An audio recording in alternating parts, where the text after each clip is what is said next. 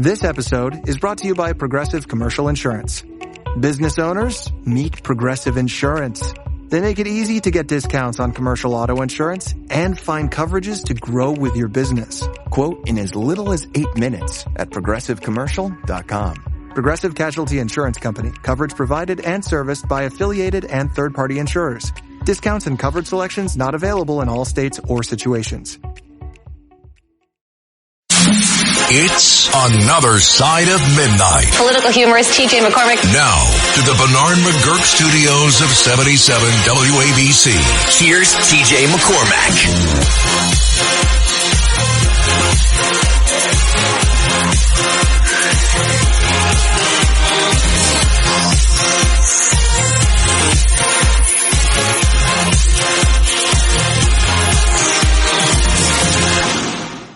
All right.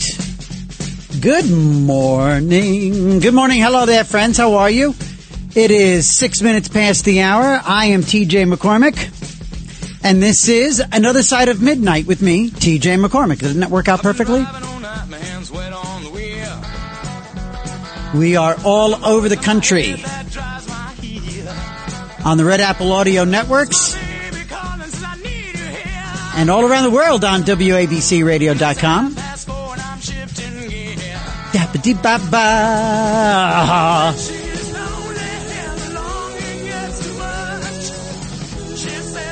Been a week. It's been a week. How about for you?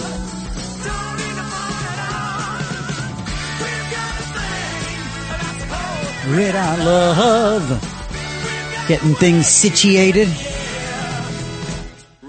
Really good show. Gonna have a fascinating conversation in a little bit with a guy named Terrence Hartnett. I'll tell you more about him. But like I said, it's been a week. We're in this sort of like lull right before these elections.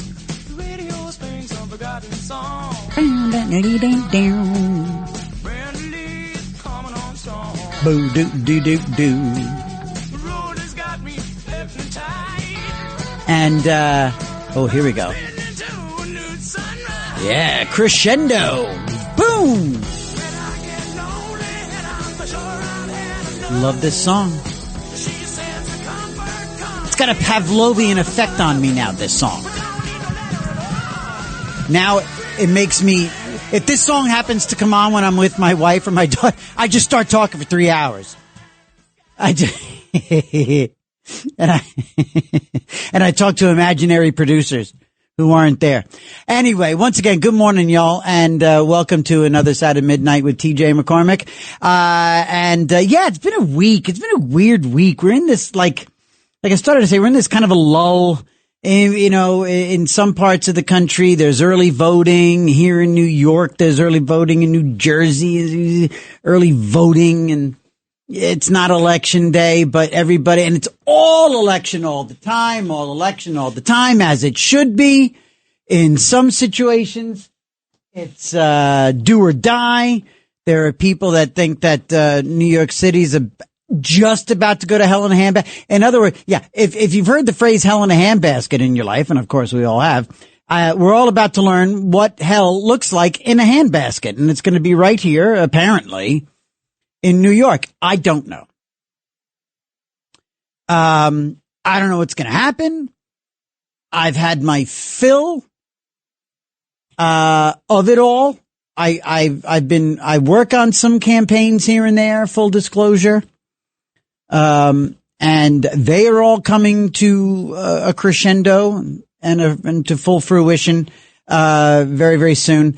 Look, it's going to be a fascinating Tuesday coming up, right? I mean, all eyes glued to New York. Interesting in New Jersey. You got a lying in Virginia. What is going to happen in Virginia? Anything major happening in nothing really in California, right? Next year, right? Somebody help me with that, right? Wait, is that thing on the ballot? The congressional districts, is that on the ballot in California? Did that make it to the ballot? I know that big nasty Katie Porter. That's just the governor. That's just the governor's primary. I know Newsom's not running it. Okay, so that's a primary for next year for like the spring, and then this time next year they'll be voting for a new governor, a new Democrat. I mean, that's what they're going to do there. Anyway, on the West Coast it's still Halloween. So Halloween, Halloween. I've never been. I tell you what, Halloween, I didn't give this much thought, but here's the evolution of Halloween for this dude. Okay. At least it's what it's been for me, and maybe for you guys as well. Okay. Let's see if we can relate. And by the way, 1-800-848-9222, 1-800-848-9222. That's the number to be a part. So this is the evolution or devolution of Halloween for me. Okay, so you got your kiddie Halloween, right? Little kids, babies. It's cute. You basically make a baby into a pumpkin or a baby into a something for our pleasure, for our entertainment and enjoyment. Little babies can't push back. Little babies can't fight back. So we make them either odd looking little creatures and it's fun and cute, or we make them scary little creatures. We dress them up with the dog. We make the baby and the dog something. Okay. So that's baby. Then they get to toddler and they start to have their own little agenda, right? When you have kids, or for us, right? Okay. Actually, I'm sorry. I started to go into my Halloween. So first for me, okay, little baby, I don't remember that. I think growing up in the 60s, I don't think my mom and dad really dressed me up as anything. So as a kid born in the 60s, a kid growing up in the 70s, when I eventually got into costumes, it wasn't too much DIY. I went straight to the plastic mask that would cut your face, and you would breathe through the little slit in the mouth, and you would talk to your mom and dad, and it would be Superman, Batman, Fred Flintstone, right? Okay, the plastic mask that would cut your face. It had the rubber band held on right around the back of your head, and a plastic, flammable, meltable, obviously probably toxic costume. A one-piece, like, plastic jumpsuit, right? Batman, Superman, for the girls, Wonder Woman, remember that? The black hair with the blue stripe. Can we open the phone? The black hair with the blue stripes. Remember that? For some reason, they would make all the brunette characters would be black hair, would have blue for, like, context, or for like, texture. Tell me if any of this rings a bell growing up, anybody my age or whatever. And again, what were the costumes? Again, plastic suit, plastic mask, cut you, and you would like be looking at these like just very rough, crude is the word, very crude eye holes. There would be just a couple of little poked holes under the nostril. And there's a great documentary, by the way. I don't know if it's on Netflix. I know I bumped into it on YouTube. There's a guy talking about his dad who created that dynasty of Halloween costumes. His dad, I think, was I gotta watch the doc, but I think this guy's father was in the garment industry, I want to say, but he started a factory where he made these now famous or infamous costumes. And that's what I came into. And this is where Halloween, I think the rubber really hit the road for Halloween in the 60s and 70s with these costumes for kids. Okay. So again, to recap. So what did we have? I had Fred Flintstone, Superman, girls had Wonder Woman. There was Batman. There was, Bullwinkle. I remember I had a Bullwinkle costume. There was Yogi Bear. Who else for the girls? Raggedy Ann and Andy, right? Okay, so we had those plasticky kind of costumes. Then Halloween, okay, now again, I think we're probably a lot of us on the same sort of thing, right? Then you get a little bit older, you get out of the plastic thing, and then Halloween becomes not so much social, but it definitely becomes a little, mischievous, right? It gets a little mischievous. You get to like 6th, 7th grade, and it's not cool to get all goofy dressed up, but maybe a hobo, maybe a pirate, half a pirate, because now you're worried about not looking too goofy in front of the girls, right, dudes? And girls want to look cute in front of the boys. So the costumes become a little more like real. It's a bit more personality involved. And Halloween itself is kind of mischievous, because now back then it was shaving cream fights. It was socks with like baby powder or flour, and you would bop people or maliciously completely assault people with like socks full of powder. I don't know. But definitely shaving cream fights. And some of the more hardcore kids, fireworks and eggs. And yes, you would egg. I never egged a house. My neighborhood, we didn't egg houses. We didn't do that. My neighborhood, we egged each other. We definitely launched fireworks towards, not at, but towards other kids. Then, and by then you don't have a pumpkin. You're not walking around with a pumpkin. Now you're walking around with either a bag or a pillowcase. And the pillowcase is kind of like your catch-all, right? Your pillowcase is your supply of, shaving cream. And by the way, right?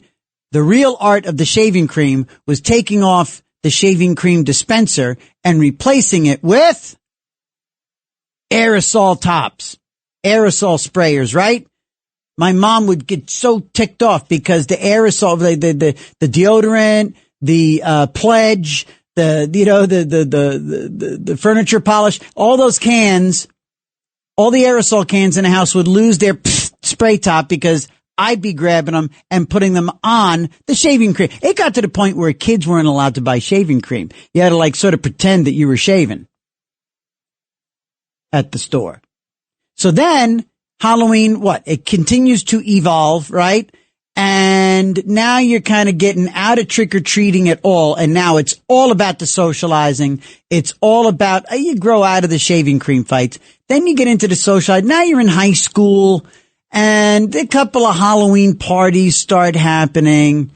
And then the costumes get a little bit more sophisticated. Now you got a girlfriend. So maybe there's some couples costumes, right? Now you're getting into that early version of it. Then Halloween then you kind of get into college and it's just all about drinking. Everything's about drinking. Everything's about drinking, including Halloween. It's just another excuse to drink, with maybe a cowboy hat on. I don't know. Then you get out of college and now you're a young adult and now it's a socializing thing. And now you got some money, and now you got a girlfriend or a boyfriend. Now the girls drive everything. The girls like, ooh, what are we going to be? Ooh, we're going to go to your office party, but we're going to do this. Ooh, and it's all about the girls. This is when now, for the rest of your life, Halloween, from there about the age of 21, 22, 23, it's all about the women. It's all about the girls. It's all about them driving the narrative. We're along for the ride. And it's still about drinking. And eventually sex. Well, by now it's sex. Yeah. College. Yeah. Once college, I'm sorry. I didn't fold in the sex part. And, and so the Halloween thing, now you get a little bit of, so let's jump now to, okay, you've had your courtships, you've had your mating rituals with Halloween. Now you're married. So now you get into the baby thing and now you start dressing up your baby to please you, so you can have fun. You make your baby a pumpkin. You make your baby look like something like with the dog or the cat. Now you dress up your baby like your dad. You dress up your baby to look like you. If you have twins, you make a Laurel and Hardy baby combination. Salt and pepper, whatever. You just do something that the kid can't really fight back. So you have the kid there as like your canvas and you just paint away and you laugh. Ha ha, look at the baby. Then you got the toddler thing. Then when you have babies, when you have little kids, now it's toddlers, and it's the cutest thing in the world.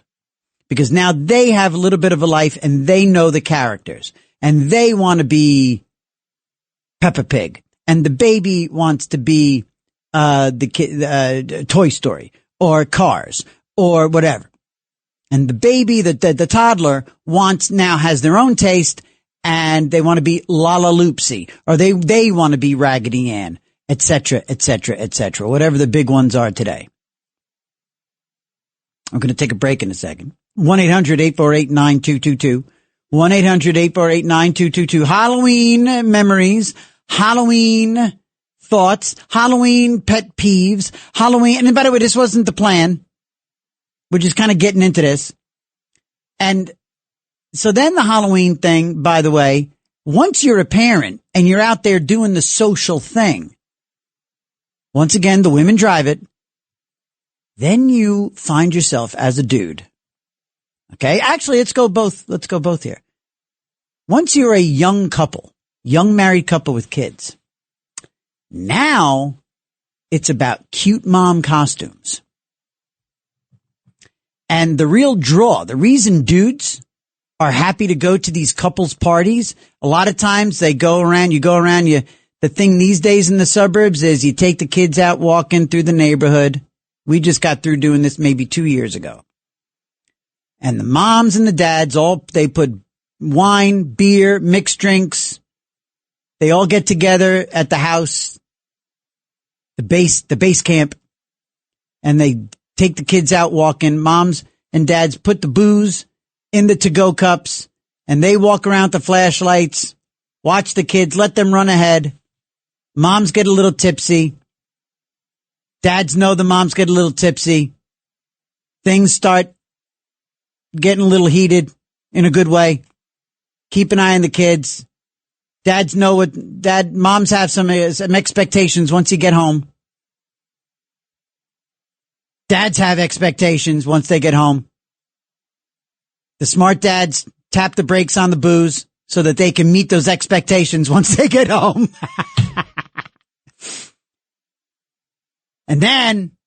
And we'll take a break. And then, here's the deal. This is when Halloween has now become all about the cute moms. It's all about the cute moms. And that's why dads are willing to go to these gatherings and parties, because the cute hot moms do cute hot costumes. And they don't just dress like a mouse. They dress like the sexiest mouse you've ever seen in your life. Mom doesn't just dress like a little sailor or a little astronaut. She dresses like a badass, hot, sexy astronaut. And dads are like, yeah, all right, this is a cool party. Yeah, all right. And that's how you get to have more little toddler Halloweens. Anyway, 1-800-848-9222. 1-800-848-9222. We'll take a quick break. It's me, TJ. This is Another Side of Midnight on the Red Apple Audio Networks. We shall return. All night long, this is Another Side of Midnight with TJ McCormack. 77 WABC.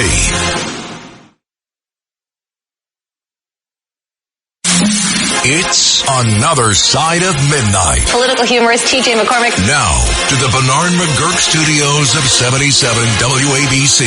Here's TJ McCormack.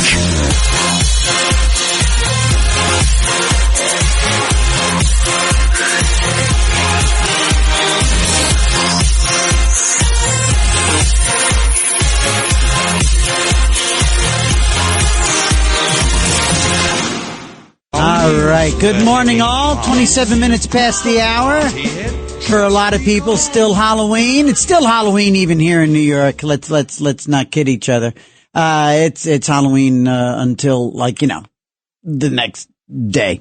And we're talking about the evolution of Halloween for all of us, for a lot of people. And I never did quite get into it, but I know that now, as a 57-year-old married father of two, see now, and I get, and again, when you have your Google Photos, you get your Google photo memories, you get it says on this day 6 years ago. So, for the last 3 days, I've been crying my eyes out looking at my beautiful teenage daughters in their cherubic little, I'm a sucker for these things. I'm a sucker for the memories. I'm one of them. I want it all back. I know life is great and I know life is wonderful and I know it's supposed to go on and great things happen. And I wasn't on WABC and the Red Apple audio networks 7 years ago. I wasn't. It wasn't great like that, but it was great in other ways. I had beautiful little tiny baby girls who idolized me and my wife. And they were just the sweet. I would give anything to smell those little faces right out of a bath. I would give anything to touch that beautiful skin, the dimply elbows, and oh my God, the cheeks. Oh my God, the cheeks. All 4 of them. All 8 of the cheeks on my baby girls. I'd give anything for that. But it's just magic where we're at now, right? But anyway, it's funny because now at this stage in life, what has my Halloween become? Now it's gone from, what do they want? And Halloween is everything for teenagers these days. It is, especially girls. Oh my God, it's everything. But I'm hearing my wife have a conversation with the 13-year-old, the 16-year-old saying, yeah, cool. Well, you could do like a sexy cat. And I was like, oh. I said, whoa, we're not this sexy nothing. I said, unless we're talking about you, honey. Unless we're talking about you, wifey. I mean, bombshell. She walks around. My wife rolls out of bed sexy. I am that guy. I am that monkey married to a sexy girl. I am that married up. I am the guy that walks into the party and people stop and go, how in the hell did that happen? And I'm happy to entertain that and give an answer every damn time. And I read the quizzical faces and I see them. I see you look at me and my wife and you think, no way. And then, anyway, now it's like it's gone from cute little Cupid doll costumes to, leggy, because my daughters are both leggy dancers and cutie patooties and they're gorgeous and the boys love them and all the attention. But we don't need to help it. We don't need to enhance, is my point. My reason for being around Halloween is kind of where we left off before the break. My wife, beautiful woman, has very beautiful friends. They are, in fact, the hot moms. And if any of them are listening right now, you know who you are, including, well, we named our AI girlfriend here after one of my wife's best friends. So yeah, there's the hot moms and they show up on Halloween. And Instagram right now, my Instagram is full of hot moms from my town. And they're just like me, dorky husbands, sort of along for the ride. And they become competitions. These Halloween parties, they become competitions with the moms. And it's like, then they start busting their ass working out. Like the end of August, once they're done with Beachbody and bikini season, then it becomes, oh man, I can't eat that. I gotta get into my Halloween costume. Does that ring a bell with anyone? 1-800-848-9222. 1-800-848-9222. Memories of Halloween and other things going on. Plus this. I guess I will not have good task completion or focus or in some ways motivation. You know why? I'll tell you in a second why I will probably not have an enhanced ability to complete tasks. I'll tell you what's not going for me with that. I'll tell you why in a minute. Let's see. Let's get over to Danny in Michigan. Danny, good morning. How are you? You're on Another Side of Midnight. All right, TJ. I guess I'm the leadoff hitter. You are. And this year is a special year because we get 2 Halloweens. We get tonight, yeah, and we get November 4th. There's also it's going to be another Halloween night. You're right. And listen, there's got to be a cutoff age for kids trick-or-treating. I saw kids trick-or-treating. They had to be in their mid-teens. Come on, it's ridiculous. It is a little nuts. The election in New York City is really getting out of hand.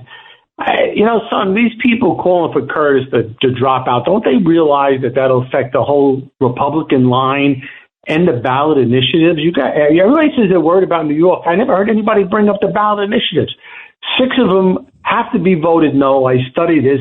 3 of them give power solely to the mayor to build whatever he wants. Think if we get a lunatic mayor in there, he'll build a housing project across the street from your house. He'll put a homeless shelter right next door to your house or in your backyard.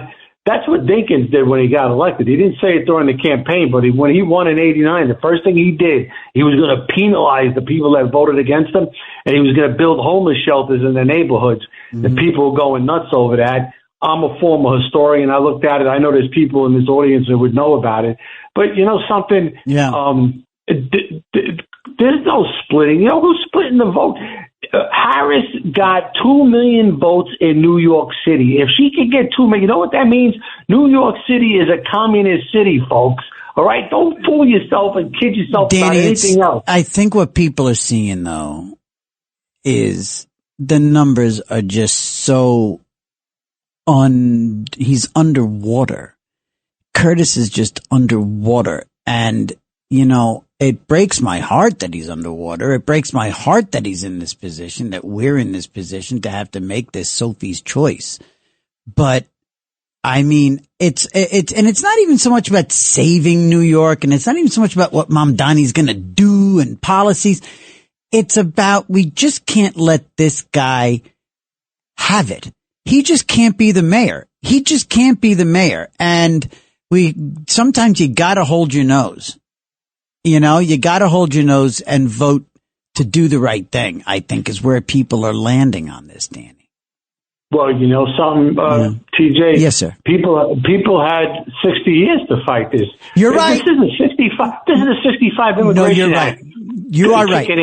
You are right. No. You are right. So this is definitely the chickens coming home to roost. Absolutely, absolutely. Where people just blindly voting and voter apathy and people not showing, people not paying attention. I'm with you, Danny. Thank you for calling in, buddy, all the way from Michigan. Thank you. Let's get over to John in the Bronx. Halloween. So you know what I'm talking about, John, this documentary. No. Oh, you know about Halloween. Okay, yeah, go ahead. Sorry. I thought you had something to say about the Halloween creator. Okay, I'm sorry, the costumes. Oh, yeah, that's what it is. No, there's no documentary.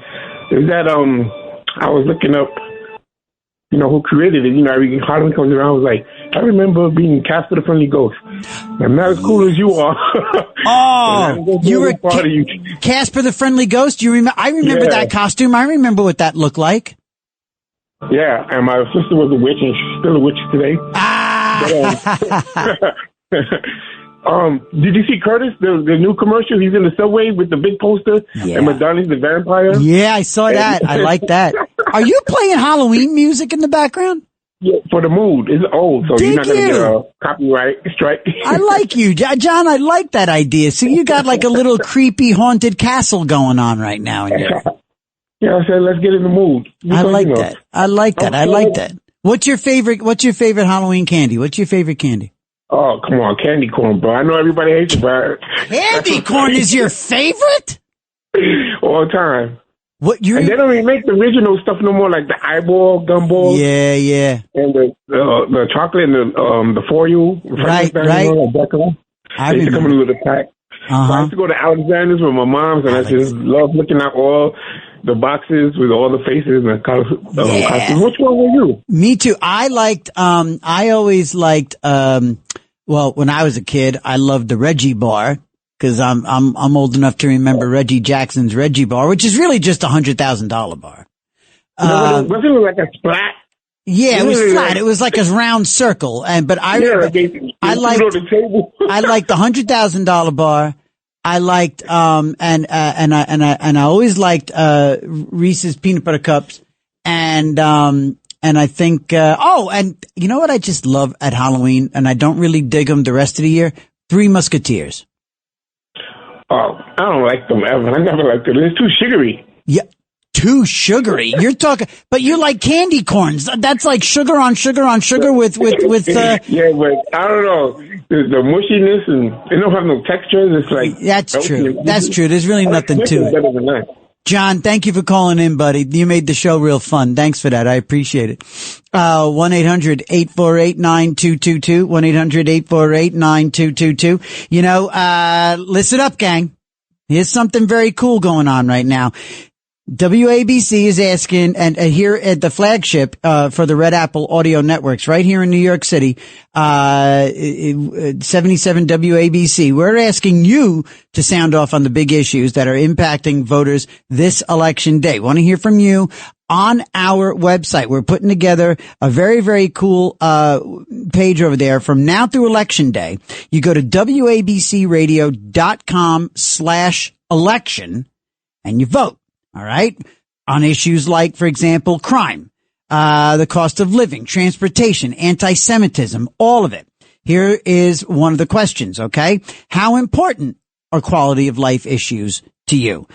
For example, Andrew Cuomo plans to enforce quality of life laws, broken window laws, right? Including those tied to illegal street vending, for example, vendors without permits and knockoff, everything from, fruit and food vendors to the knockoffs, on Canal Street in Chinatown.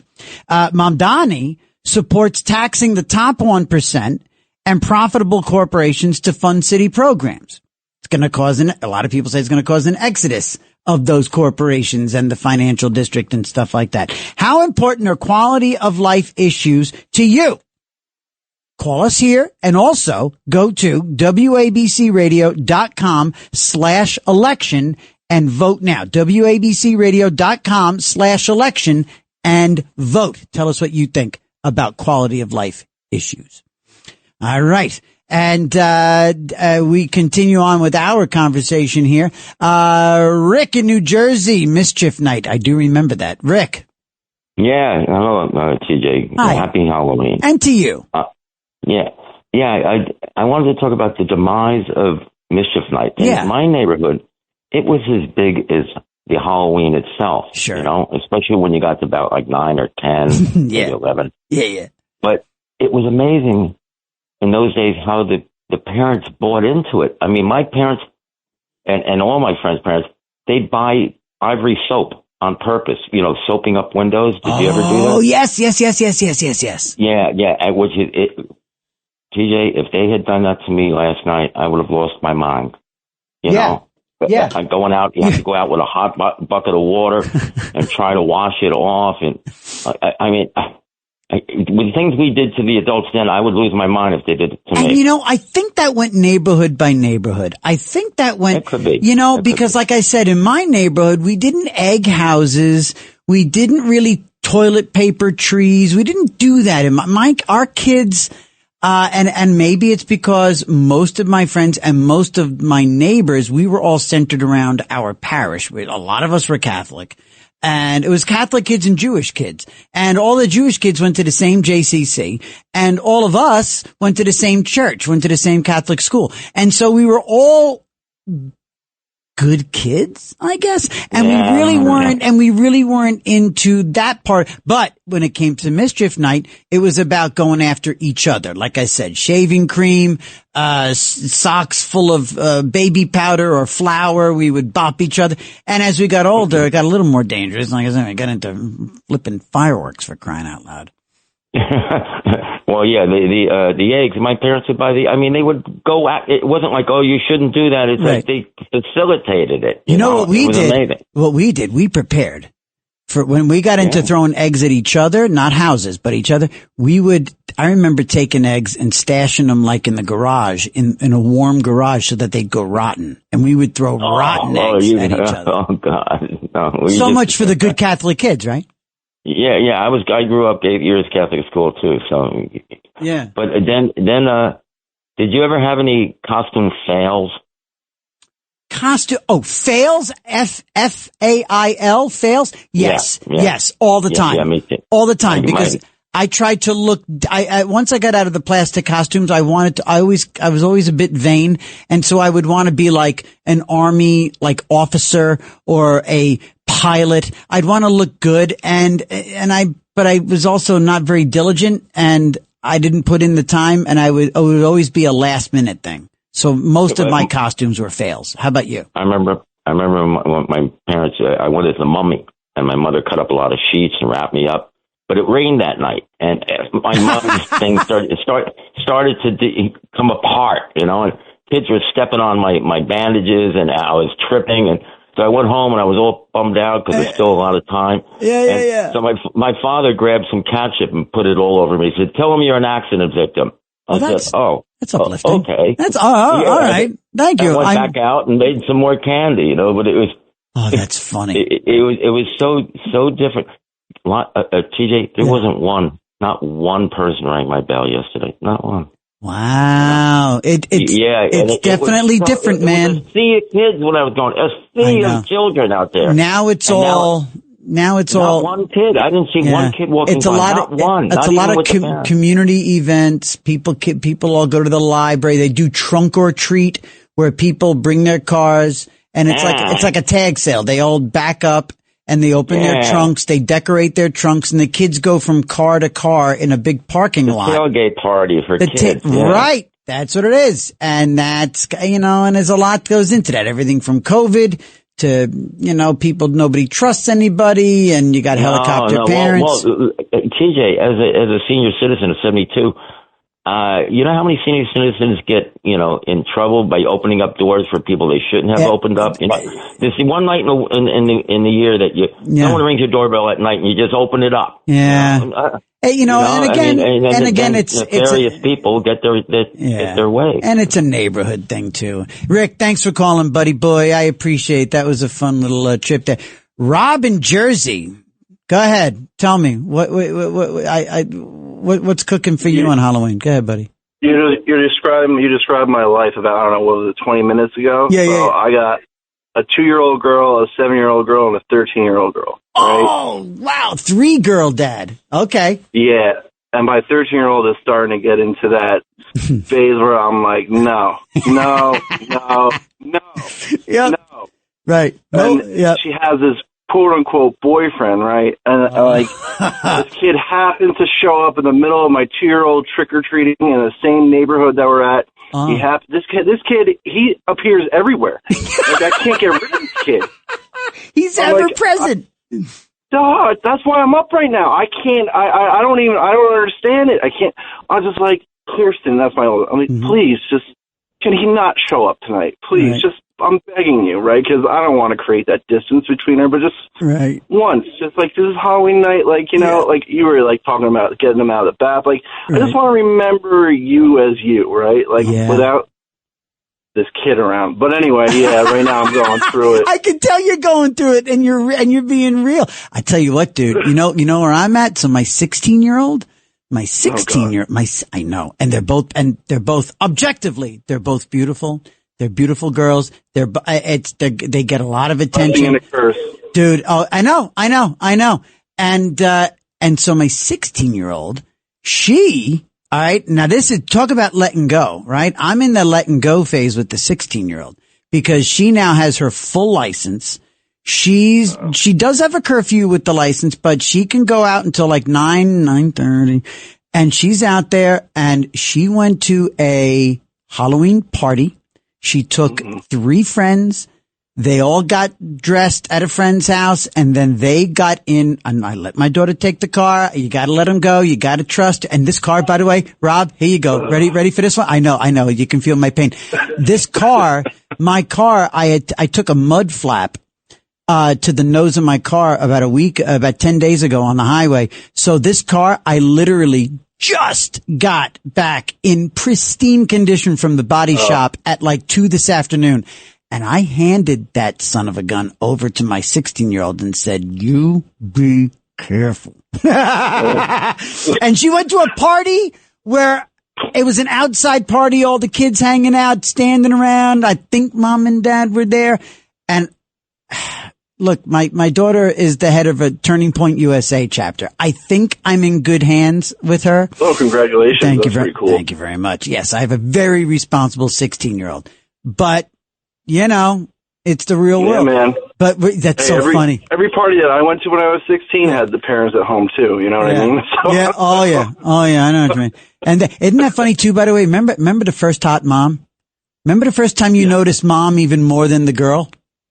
Well, that Yeah, but now it's changing for me. I can't get my mind. I feel bad. I kind of ignored my wife tonight.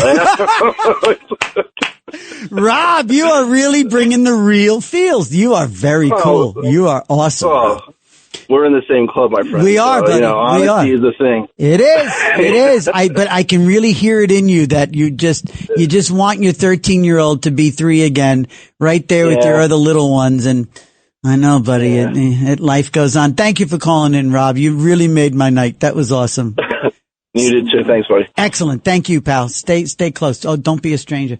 All right, we're going to take a quick break here, gang. Got to get to the break. We come back. We'll talk to Melvin in the Bronx. We got Halloween conversations, and I'm going to tell you why I am not going to be particularly focused or complete some tasks or motivated. I'm going to tell you why, something that I don't do, that they say if you do it, you're motivated, you complete tasks.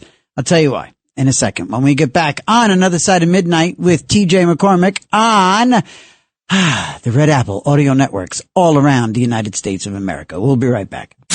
All night long, this is Another Side of Midnight with TJ McCormack. 77 WABC.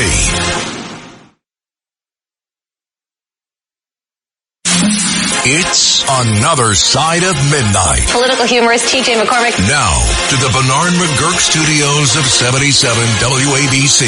Here's TJ McCormack.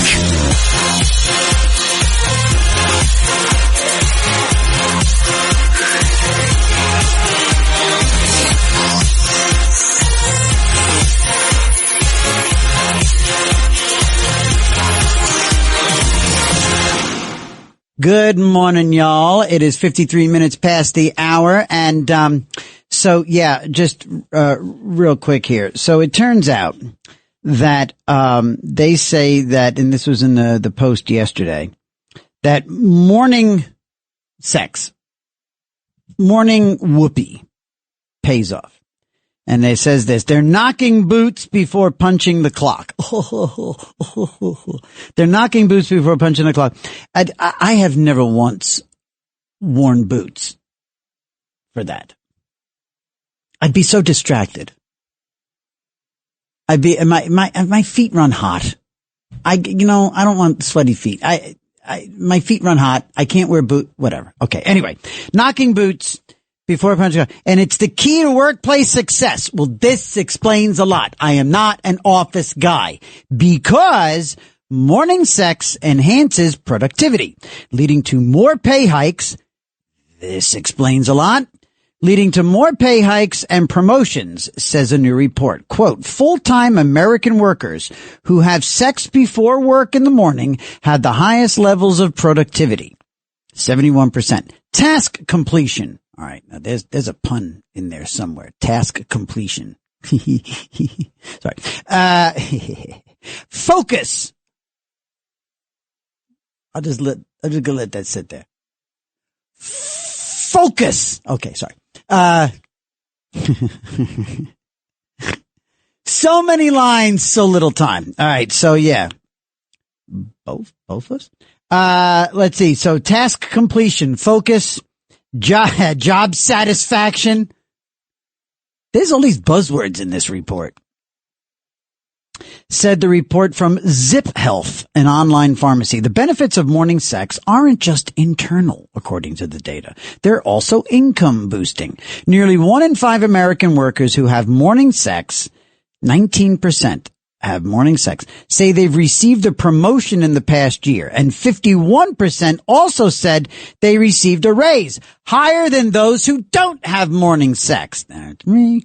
The survey of 1,000 U.S. job holders of all ages also found that breadwinning boomers and Gen Xers over 45 have the most morning sex, followed by millennials in their 30s and early 40s, and then Gen Z. Lowest. Gen Z is last. Can I just say this? We're friends, we're family, right? I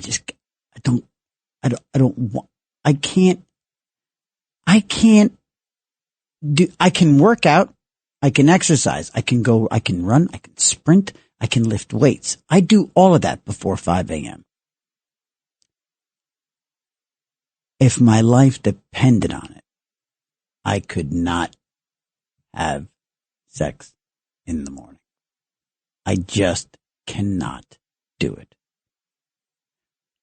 And maybe because I can't, I don't want to have sex. Melvin in the Bronx, line 1, Melvin in the Bronx. Tell me about your morning sex or Halloween. Go ahead, buddy. Well, both of them. Making love in the morning, making love before going to work is always good. It relaxes you. It makes you feel good. And as far as Halloween, people are doing their homework and waking up and finding out what these so-called holidays are all about. And they are learning, when they do their homework, they do not want to get involved. It's about integrity. Why should they look to something that has a negative impact on their quality of life? That's all it's all about. Because you got days coming up right now. The fruits of harvest, Thanksgiving. Christmas is a religious holy day. Yes, I welcome the new year coming in. I welcome other days up, but other day I just look at it, I say, fine. The same way you want me to respect your day, respect what I commemorate. I commemorate Kwanzaa, Dr. Ron Karanga, a way of life, to get away from the commercialization of certain days, especially that Thanksgiving to Christmas. It's all about commercialization. I get away from that completely. Dr. Karanga, I thank you for Kwanzaa. It's about a way of life, and when you go into the narratives and read about Earth societies, this is what they do. You know what holiday, what African American holiday I love, and I really wonder why it took so long for Juneteenth to become part of the landscape. All you got to do is listen to what Harrington was talking about. Juneteenth is a beautiful holiday. It was against the law for blacks to read and write. And you couldn't read and write. How you gonna understand? You're not only in similar you're gonna have just the whip or the female take your clothes off, getting that bit. When folks started to comprehend and read and write and assimilation what's going on around them, yes. That's when they realized, and when they read that Declaration of Independence and see those sort of hypocrisy, Melvin, there's a whole lot of work needs to be done. Thank you, brother. I got to jump. I got the hard break here at the top. All right, friends, when we come back, more chatting, more stuff. Very inspiring guest coming up, fella named Terrence Hartnett. You're going to love this. It's a cancer survivor. He's about to run the New York City Marathon. And he didn't just survive it once. This guy is something else. It's Another Side of Midnight with me, TJ McCormick, on the Red Apple Audio Network. It's Another Side of Midnight, 77 WABC. This is Another Side of Midnight with TJ McCormack. Now to the Bernard McGurk studios of 77 WABC. Here's TJ McCormack.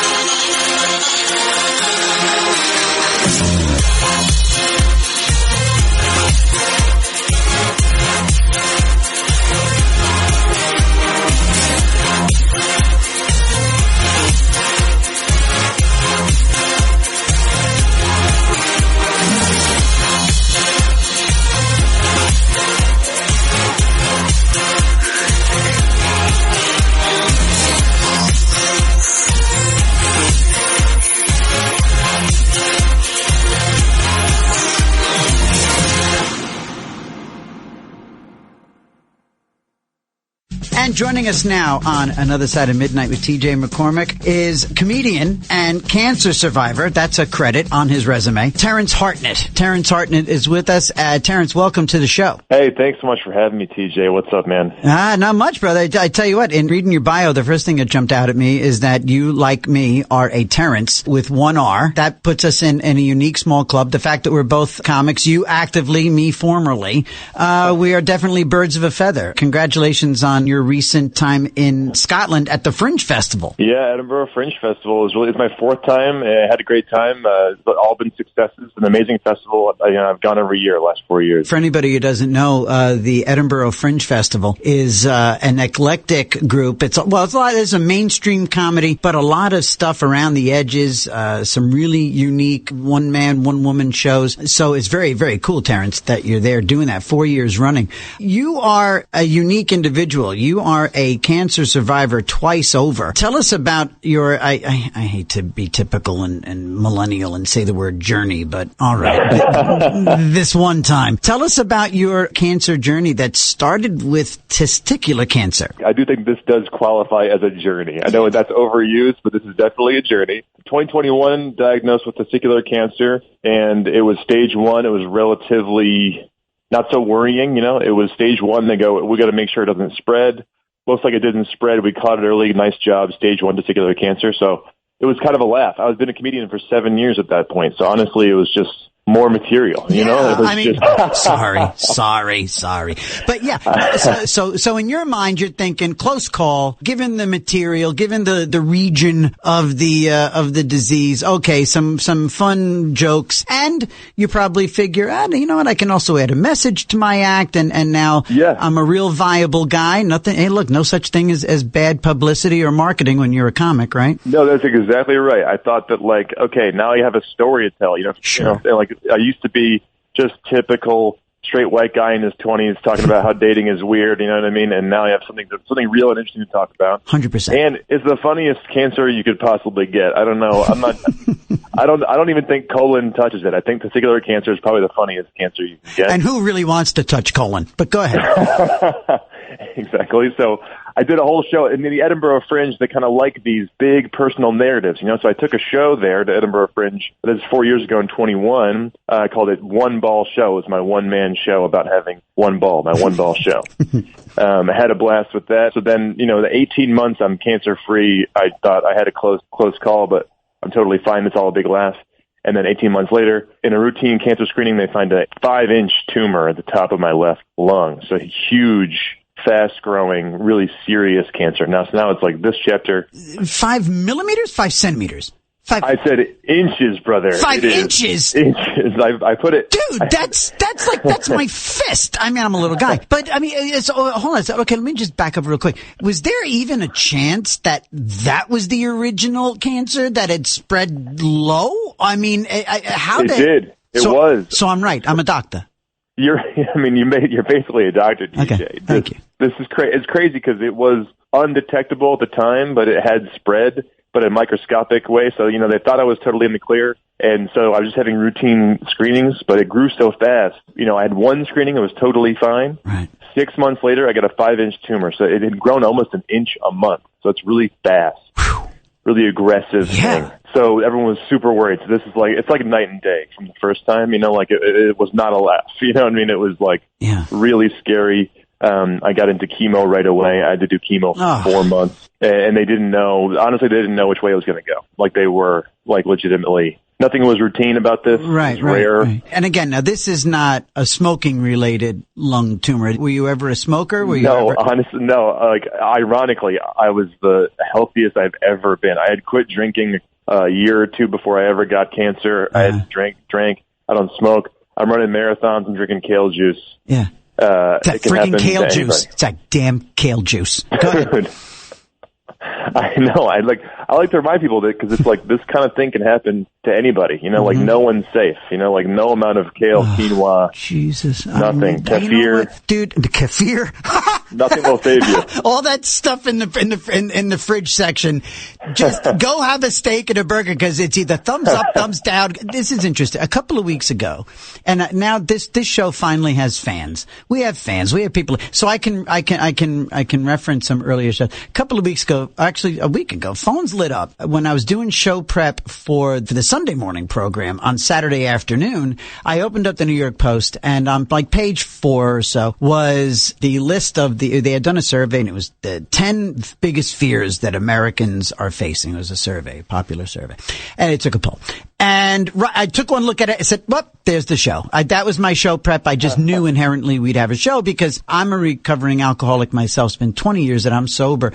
And, so much of what I've learned in sobriety is that so much of life, when you're not living it right, or actually, no, that almost sounds judgy.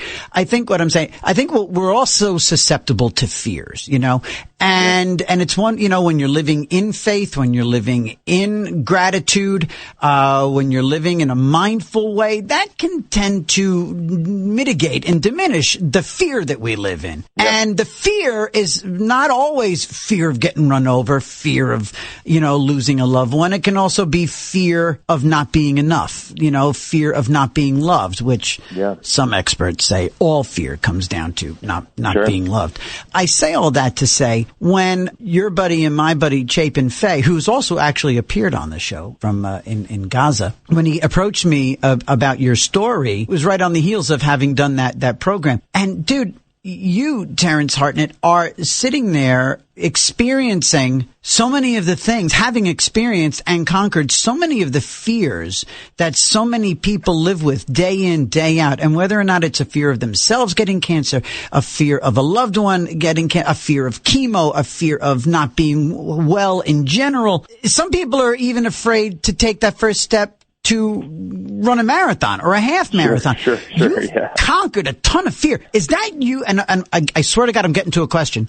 Is that your MO anyway? Are you normally a risk taker? Are you normally a fear conqueror? Or did life throw you 2 major curveballs and a scaredy cat had to become a hero? I wouldn't say anything about like conquering fears, but I'm definitely easily bored, so like before any of this happened in 2020, I'm sitting around in the pandemic and I bought a van and I started driving around in national parks, so I was like, I'm always trying to live it up, what I mean? So like, well, it's better than driving a van and becoming a pedophile.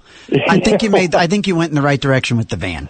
Sorry, those jokes were around, believe me. Yeah, you got to be careful with the van. A single guy getting the van, I know.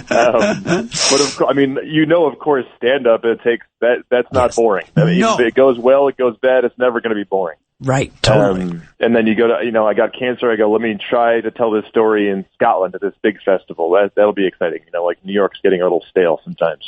Sure. And then, now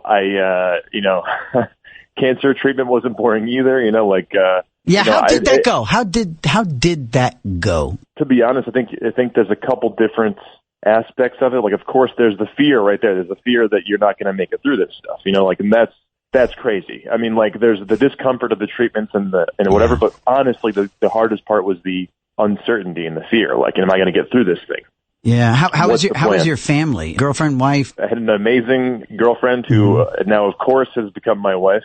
Hey. If she goes through all that, then she's wifey. No. And you know what, dude? How old are you? I'm 35. You know what, man? Something that you learned, and you learned it early, is that women are built pretty damn tough. They are built for crisis. They are built for look, they may tear up at at a Hallmark Christmas movie and we sit there and roll our eyes going, you gotta be kidding me.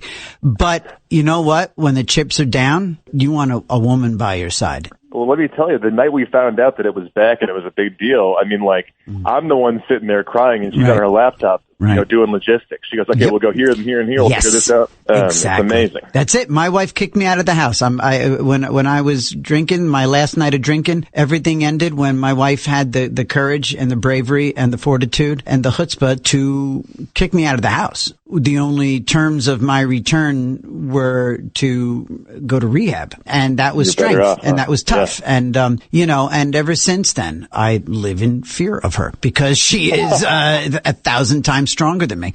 That does not surprise me that you're sitting there, gasping for air, and she's scouring the internet looking for the specialist. That's how women approach life. And thank God had a plan. It was scary, touch and go. And obviously, like, chemo's no picnic.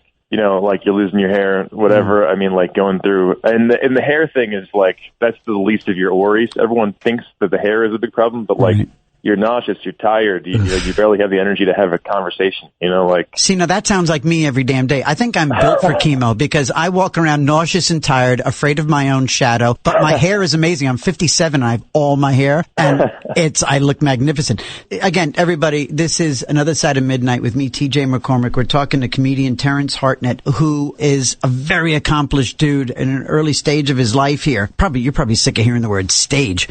Between stages of cancer recovery and the comedy stage. Yeah, I think you're done. Let me ask you this, man. Speaking of comedy, and Terrence just finished up his 4th run at the Edinburgh Fringe Festival, which I never had the pleasure of doing. How did your sense of humor help save your life? I mean, chemo is one thing, clearly, as you just described, but attitude is just as powerful. Tell me how your sense of humor, your outlook on life, how that drove you and pulled you through this, which I think there's a little bit of God in there as well. That's just my Sure. I mean, yeah, of course. I mean, like, I think, one of the gifts that I've always had is like sort of like a humorous optimism. You know what I mean? Like, with little things and big things. It's like something small goes wrong and we're making a joke about it. My whole family's like this. With sickness and with death and whatever, we're laughing right away. Sure. Like some people it's tragedy plus time. My family is like tragedy plus 15 seconds or so. Like they're right there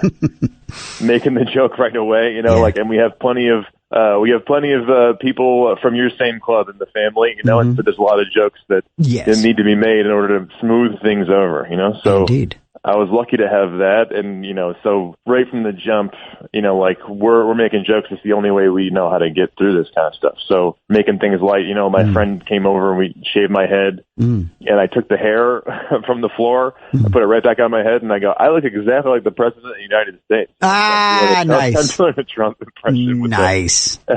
So my buddy was there the whole time, and I'm sure you saw we have a documentary of the whole thing called Cancer Free. Tell me about this. Tell me about the documentary. Tell me about Cancer Free. What's so cool is that we were just filming in my van, going around national parks. We were just filming other stuff around end of pandemic. Yeah. And then this cancer thing pops up, and so we were already filming a lot, and so I'm just talking about what's going on with me at the time. So what's really cool is it's like a real time documentary. A lot of documentaries. Oh, that's great. In the past tense. It's organic. It's in the moment. Oh, go, baby, go. That's great. Right. So instead of a guy sitting there going, I remember it was June of 2021 and we were sitting there. It's me. It's film from June of 2021 and me saying, it's no big deal. It's stage 1 testicular cancer. Ha ha. I got one ball, I'm off balance. It's my right ball. I'm leaning left, like stuff like this, just, and saying, and my buddy's going, aren't you worried? And I go, I'm not worried. It's stage 1. Relax. It's not coming back. And then the documentary can just cut to, me in a hospital bed a year and a half later, just to be able to see that instead of having it be a story that's like told, to see it all in real time, I think is like the real special thing about this documentary. But we captured all of that. I mean, the hair loss, they took out my whole left lung. So that ended up taking my whole left lung out. That was my next question. So tell us about, again, we're talking to Terrence Hartnett, comedian, one lung, one testicle. He's about to run a flipping marathon, the New York City Marathon on Sunday. Tell us about that. Healthy guy. You knocked off that stage 1. Boom, boom, boom. Turns out you found what was the original cancer that had actually spread low. This thing, they didn't even know it was there in your lung. It kept growing. Regular routine screening, you find a 5-inch tumor. Good Lord. It probably looked like a police badge on the X-ray. It's a grapefruit, man. It's big. Yeah. Yeah, dude. And so was the first thing they did they have to knock it down before they did the surgery, or what will give us the timeline from the discovery to the all clear in 30 seconds? That's the scary part is they go, we've never treated this specific kind of cancer before. Usually you want things to be routine, So you're looking at the experts who normally with their God complex are like cracking their knuckles going, we got you, Terry. Terry, we got you. This is Dr. Jablonowitz. This is Dr. Hector. He's from Brazil. He's going to fly in, do this. We did this last Thursday on Four Guys. The last thing you want is to see your oncologist team shrug their shoulders. No, dude. Yeah. And they're going, that's not what you want. Yeah. No. You want to have boring cancer. You want to have not exciting cancer. Yes. So my doctor, the first day, he goes, I was telling my wife that is not good. No. Yeah. You don't want to come up at dinner. Right. I want to be a yawn. Yeah. So go ahead, buddy. I'm sorry, I interrupted. So go ahead. So they have nobody in New York State was understood what was going on with me exactly. They flew me to Indianapolis. I went to see Indianapolis because that's where the best testicular cancer doctors in the world are. Yeah. And that's how I ended up. I got treated by Lance Armstrong's oncologist. Wow. This guy, he basically cured metastatic testicular cancer. I mean, I don't know if he cured it, but he brought the death rate for metastatic testicular cancer used to be up in the 70%. Like once it spread from the testicle, you were in real trouble. That's why they had all those screenings were so important, because once it spread, you were in deep trouble. But this guy, Dr. Einhorn, invented a new chemotherapy that just really takes care of it. So he cured Lance Armstrong with this sort of new chemotherapy. They got me to this guy, and this guy helped me because he understood a lot better what was going on in my body. So he helped me out. And it was really cool to meet him. He's a legend. Like in the cancer community, everyone knows him. It was really funny. They go, "Oh my God, you got Einhorn." Wow, Einhorn. Yeah, geez, you got bumper stickers, and Einhorn saved my life. He sizes you up. You go to Indianapolis, right? And guess what? Again, did they have to knock it down with the chemo before they could do the? Okay. Yeah, so they had to go. They go, "We don't know if this chemo is going to work. We're going to try it. We're going to hope it shrinks it down." And if it shrinks it down, then hopefully we can get this thing out clean, you know? Right. And so there was uncertainty there for the first couple of months where they go, to be honest, we're guessing. We're going to throw some stuff at the wall and see if it works. So that was super scary because we just didn't know. It turned out it was shrinking. So that was like amazing news. Once we found out it was shrinking, it was like, yes, shrinks down enough. And originally the plan was to take out only half of the left lung. And at some point they just sprung it on me like, hey, we're taking the whole thing. So that was like a little heartbreaking. And then it was, April, 2023. So just a little over 2 years ago, they took the whole left lung out. Unbelievable. Yeah, and it was, it was a crazy surgery. I mean, you wake up with tubes coming out of you. Oy. How long between the lung removal and the cancer free? If by the way, they've already given you that total, blanket statement. I don't want to assume. I don't want to assume that they have. No, I think they kind of stopped saying stuff like that to guys like me because they got burned once. Yeah. Okay, that's a funny way of putting it. Okay, all right. So I think they go, you're in observation. So that what that means is I got no more treatment. Right. They go as far as saying there's no detectable cancer in their body. Understood. It's almost like lawsuit lingo, and they go what I can tell you is there's definitely nothing detectable. Gotcha. Yeah. I'm sure Chapin Fay, your comms guy, can relate to that kind of language. Say, you know what? Let's just say undetectable, okay? I feel like I'm out of the woods. That's how I feel. That's how I'm treating it. I don't know. Well, out of the woods, certainly, you're definitely back in life. I mean, because you're running the New York City Marathon this Sunday. Tell me, man, I mean, what's it like preparing for a marathon with one lung? It's slow. I tell you what, in one word, I would say slow. Is this your first marathon back? No, I did one. It's my first marathon back. I did one in 2017. Okay. With 2 lungs. Right. And I would say training for this has been about twice as hard as the first time. Sure. I mean, is it? Let me ask you this in all seriousness, Terrence. Seriously, be serious. Yeah. Dumb question, but for all I know, is it going to be like running 48 miles? You know what I mean? I mean, is that what it's going to feel like, or is that how you've been training? And what are your expectations? Like, I mean, are you going to, if you make it from the Verrazano to Bushwick, are you going to be like, you know what? Next time I'll make it all the way to Queens. Hey, I'm serious. I mean, I'm like, you know, how are you setting your expectations? Is this like for you with one lung? Is it like a 2-lung person running 48 miles? You got this idea in my mind that I think that, like, if I do this in, you know, any decent time, you know, like, I'd be happy to get under, you know, around 4.5 hours, 5 hours would be great for me. Right. But I'm going to challenge the winner of the marathon on Sunday. I'm going to say, you know what? Let's do a rematch. Yeah, you take your lung out. We'll do one marathon per lung. You know? I'll run what is it? What are you running? I know you know it by heart. 26.2. 26.2. So I'm sorry, 52 miles. Okay. Yeah, he can run 52.4. Yeah. So he finishes his first one, start again right away, and we'll see if he can beat me to the finish line. And then we'll talk. That's fair. Those Kenyans are such show-offs. Those Kenyans are such with their little short. Still beat me, I'm afraid, but I think it'd be more of a fair fight. Yeah, I think so. We're talking to Terrence Hartnett. Terrence Hartnett is a comedian, a cancer survivor, a 35-year-old who has lived 2 lives compared to yours truly and a lot of people listening. Just to bring us up to complete current day, first of all, tell me real quick about the preparation. I started from absolutely zero, like literally. I used to run marathons. I used to run 10 miles, no problem. And then I lost my lung, and I'm also recovering from chemo. So, you know, like in general, like you're depleted, dude. You're depleted. Back down to nothing. Yeah. So, you know, I start with like I would go for a walk. I go for walks. You're supposed to go for a walk, you know, and then once in a while, I'm feeling really good on a sunny day, walking on the beach, and I go, I'm just going to run. I'd run for 30 seconds. Little jog. Like 30 seconds. I get it. You know, and then I just start building that up. You know, can I do 5 minutes? Can I do 10 minutes? Mm-hmm. And then I'm going, can I go for a mile? Can I go for 2 miles? You know, like, and building it up over the last 2 years, feeling better. Wow. And, you know, I got to, you know, I ran 21 miles 2 weeks ago. That's the last big kind of run you do before the full marathon.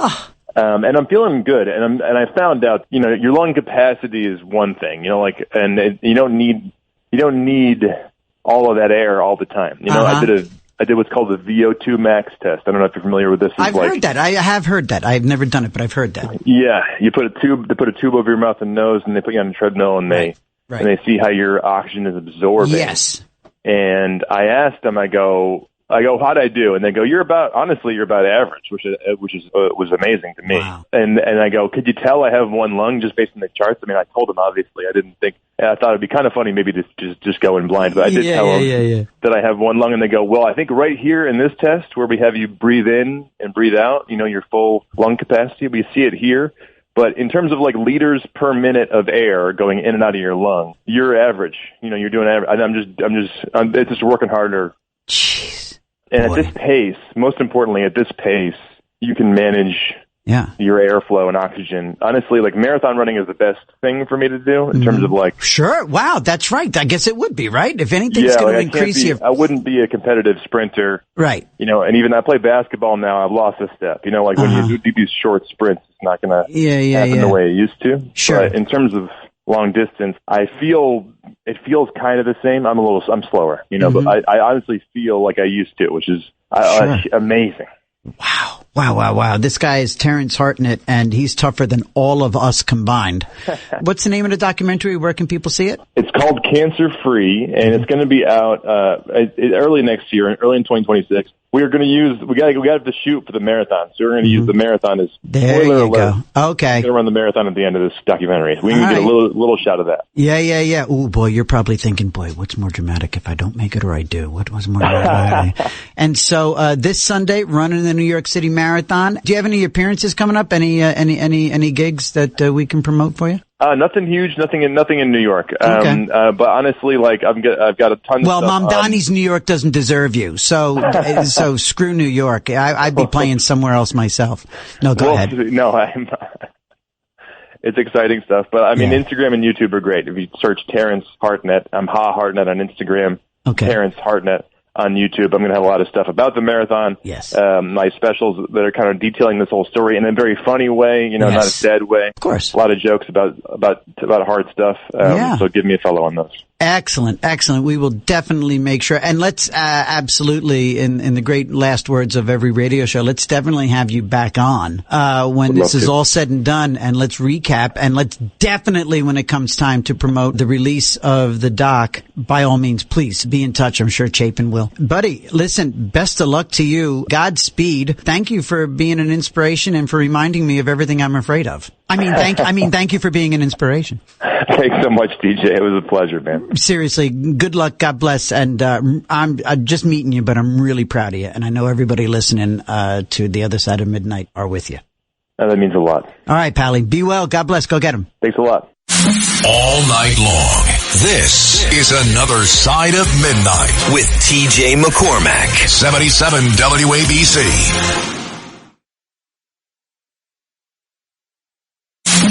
It's Another Side of Midnight. Political humorist TJ McCormack. Now, to the Bernard McGurk studios of 77 WABC.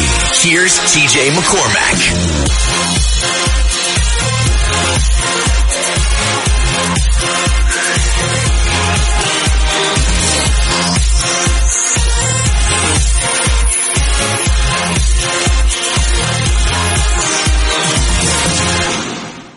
Anyway, so, you know, there are a bunch of problems with public safety in Westchester. Again, right off the bat, we wake up every morning. It's a sanctuary county. We're a magnet for criminal illegal aliens. And the public safety, they've had their problems. The Westchester County Police under Ken Jenkins, a small town in Westchester, Somers, had a situation where, they had, Westchester County provides the school resource officers, the SROs. They provide them to the schools, who want them. And, in Somers, they have the SRO program, again, populated by Westchester County Police. And, going into the school year, they were concerned about one particular SRO, and her training or lack thereof, and her demeanor or lack thereof, and other things. And it turns out that while they were concerned, and it turns out rightfully so, in the wake of the Charlie Kirk assassination, this same SRO who was assigned to a school, poorly trained, if trained at all, ended up online on social media glorifying the violence and to an extent celebrating the assassination of Charlie Kirk in a very, very racist fashion. Here's a racist bad cop posting to social media on school time while she should have been protecting these kids. And this was a massively majority white school where this racist officer was patrolling. Anyway, I say all that to illustrate just how messed up and jacked up Westchester County is under Westchester County Executive Ken Jenkins. And yet, a broken clock is right twice a day, as they say. So, gotta give him this one, though. Westchester County probation officials yesterday, Halloween, ordered more than 100 sex offenders to attend a sex abuse education class on Halloween night. This was one idea to keep kids safe on Halloween, 'cause you just can't trust the pedophiles. I don't know if that's a newsflash for anybody. So more than 100 sex offenders were required to attend a sex abuse education class on Halloween night, last night, guaranteeing they won't come near young trick-or-treaters. Registered sex offenders and defendants on probation for sex crimes are required to report to the Westchester County Courthouse in White Plains from 5:30 to 10 p.m. last night, Friday night. It's the 19th time they have kept sex offenders off the streets on Halloween. Kudos to the Westchester County Department of Probation. Good. But gosh, the lengths they have to go to. to keep sex offenders away from kids. My God. That's just, and I don't know what the hell happened to the article.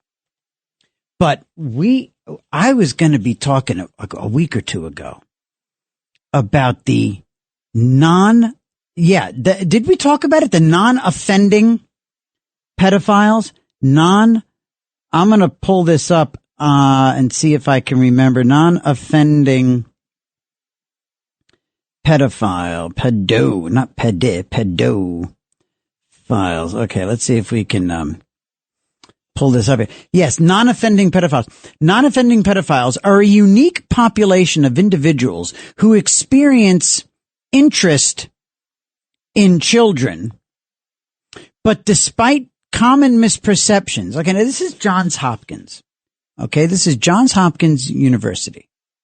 Like the medical school in America, right? And they say that non-offending pedophiles are a unique population of, and tell me I'm just wondering if you trust this at all. Or is this like another layer of this whole, normalizing of things like the whole transgender joke, the whole transgender fantasy that we're all supposed to buy in, right? Okay. Non-offending pedophiles are a unique population of individuals who experience interest, in children, but despite common misperceptions, have neither had sexual contact with a child, nor have accessed illegal exploitation material. An emerging body of research has examined the prevalence of pedophilic interests, characteristics of non-offending pedophiles, and stigma associated with pedophilia. I'm sorry, is stigma the right word for this? Stigma? Stigma has a connotation that the rest of us don't get you. Stigma has the connotation that it's an unfortunate label that Steve and Karen and Larry and Phyllis are dealing with right now. It's an unfortunate blanket, broad brush. That really, I hadn't read this before. Stigma.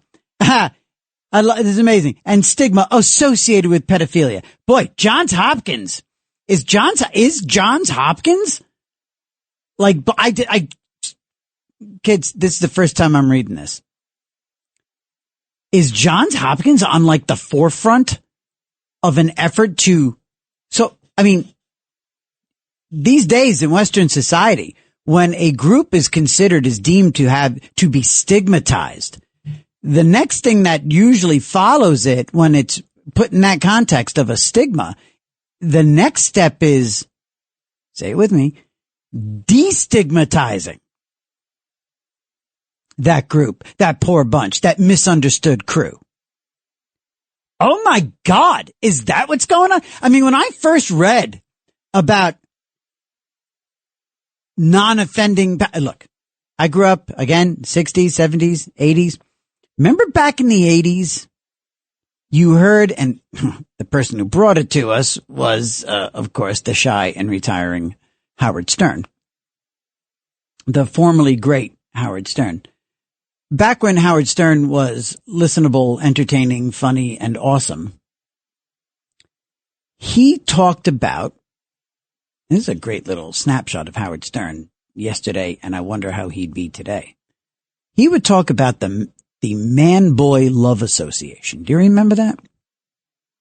I was a Stern guy. That got me out of bed early to listen to Howard from the moment his show started. That was always, I knew that my day was going to be so well-rounded if I got up early enough to hear the opening theme for Howard's show. Anyway, Howard would talk about, with great derision, like derisive. He would shred these guys. Yes, a lot of it would now be considered homophobic language when he was talking about, But he would destroy the notion and talk about the sick, vile, creepy, savage notion of man-boy love. I wonder where he'd be today on that. Anybody hear Howard talking recently about man-boy love and the Man-Boy Love Association? Anyway, recently there has been this little trend of hearing about, and again, and it's part of what I think is, I'm afraid that it is, a movement to, look, they've already made great inroads in trying to normalize. Looks like they're finally bumping up against a wall, thank God. But normalizing and embracing and pushing and glorifying this trans movement, and they've even got their own terrorism now too. They're trans terror. They're assassins that are out there killing beautiful little Catholic children in church in Minnesota. Anyway, there's this sort of sub-conversation about non-offending, non-active, like passive pedophiles. I like children, observe children from afar. I think about them, but I don't commit the act. That sounds to me like a soft open of like a restaurant. That's just shy of the grand opening. 1-800-848-9222. 1-800-848-9222. I was not planning on talking about this, but kind of find myself here. Anyway, it's just, so good for Westchester for keeping those pedophiles and sex offenders off the street on Halloween. And is this yet something else that we have to be on the lookout for? Non-offending? Is that how you get away with it? I mean, does that mean that some guy is going to be sitting there at a park leering at your children, or some woman leering at our kids? But the leering, it used to be the leering was part of the, early stages prior to, leading up to, the groundwork before the approach. So now is it going to be okay for some creep to pull up a lawn chair and watch our kids and leer and lech after them? But as long as they don't actually, commit the act, it's okay.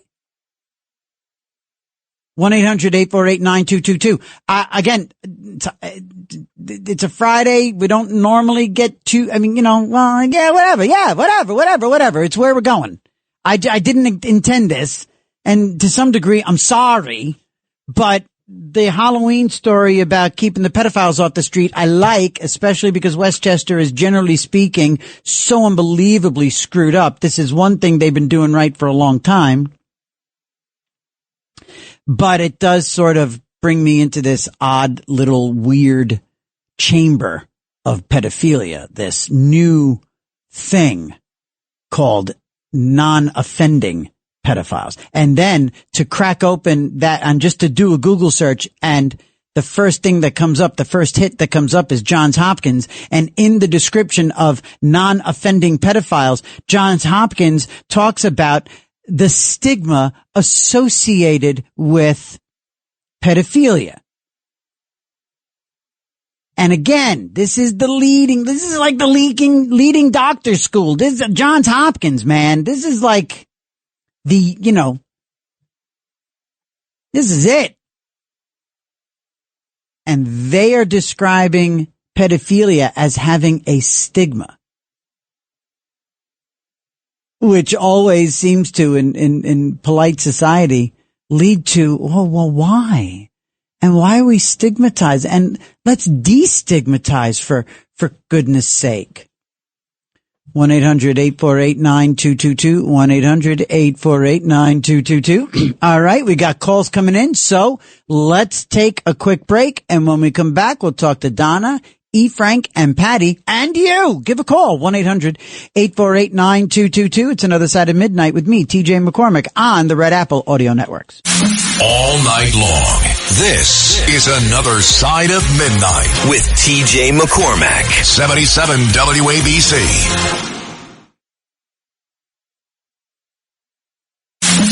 It's Another Side of Midnight. Political humorist TJ McCormick. Now, to the Bernard McGurk studios of 77 WABC. Here's TJ McCormack.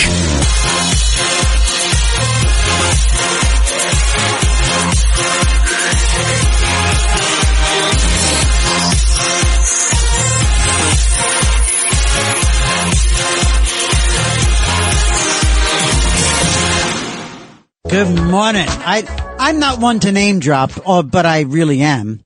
Yeah, I know the guy who did all the guitar solos on Thriller and a bunch of other stuff. Steve Lukather from Toto, one of the founders of Toto, a friend of mine in Los Angeles.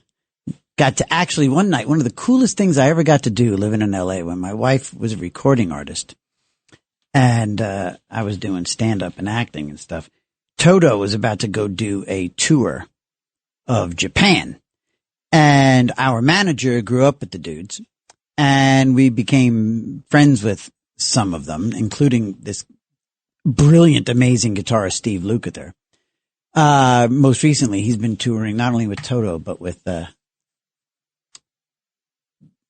Ringo Starr's All-Star Band. And Luke, as he's known, invited us to a rehearsal for the tour, a tour rehearsal with the band, with Toto. Unbelievable. Matter of fact, hold the line, Toto.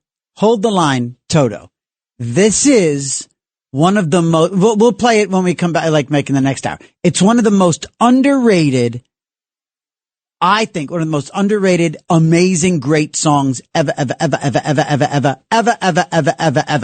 And seeing that performed live in like a big, like it was like a big warehouse rehearsal space.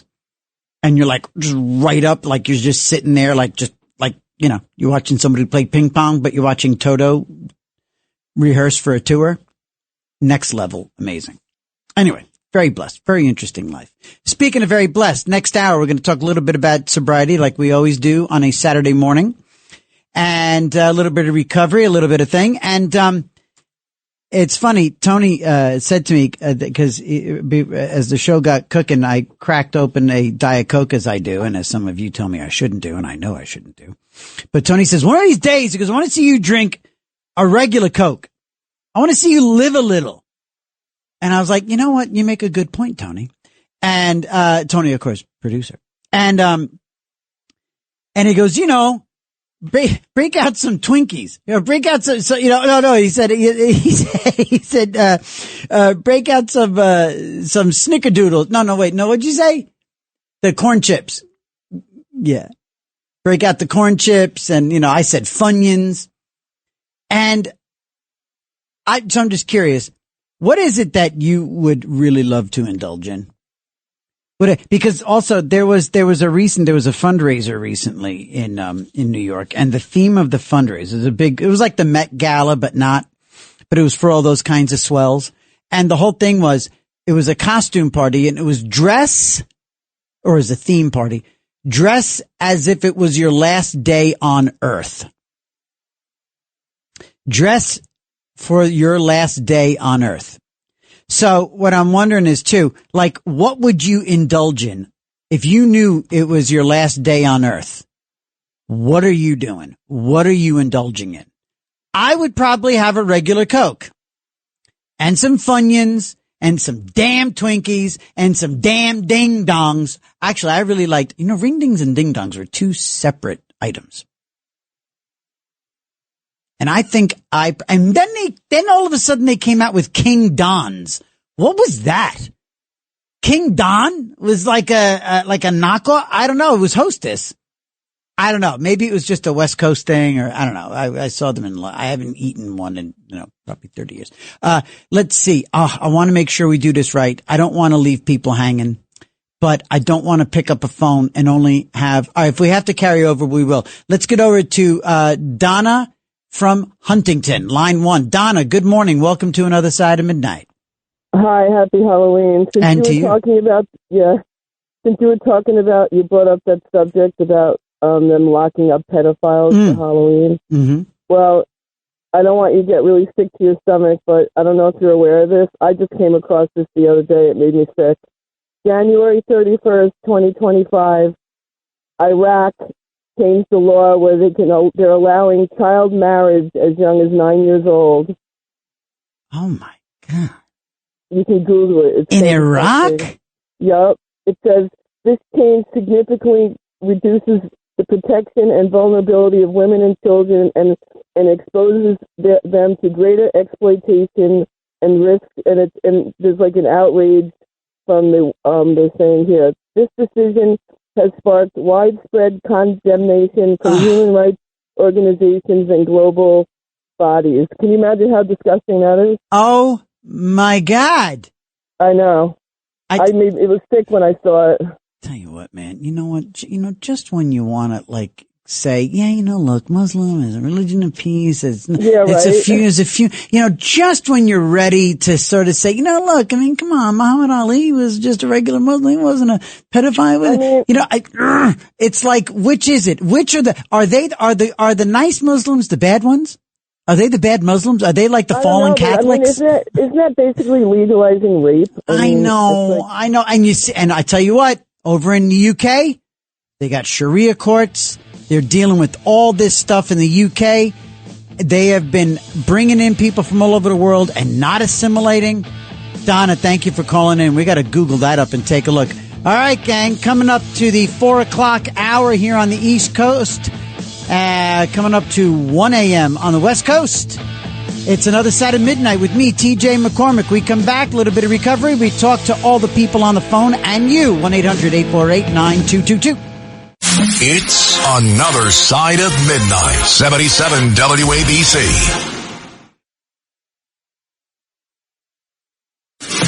This is Another Side of Midnight with TJ McCormack. Now, to the Bernard McGurk studios of 77 WABC. Here's TJ McCormack.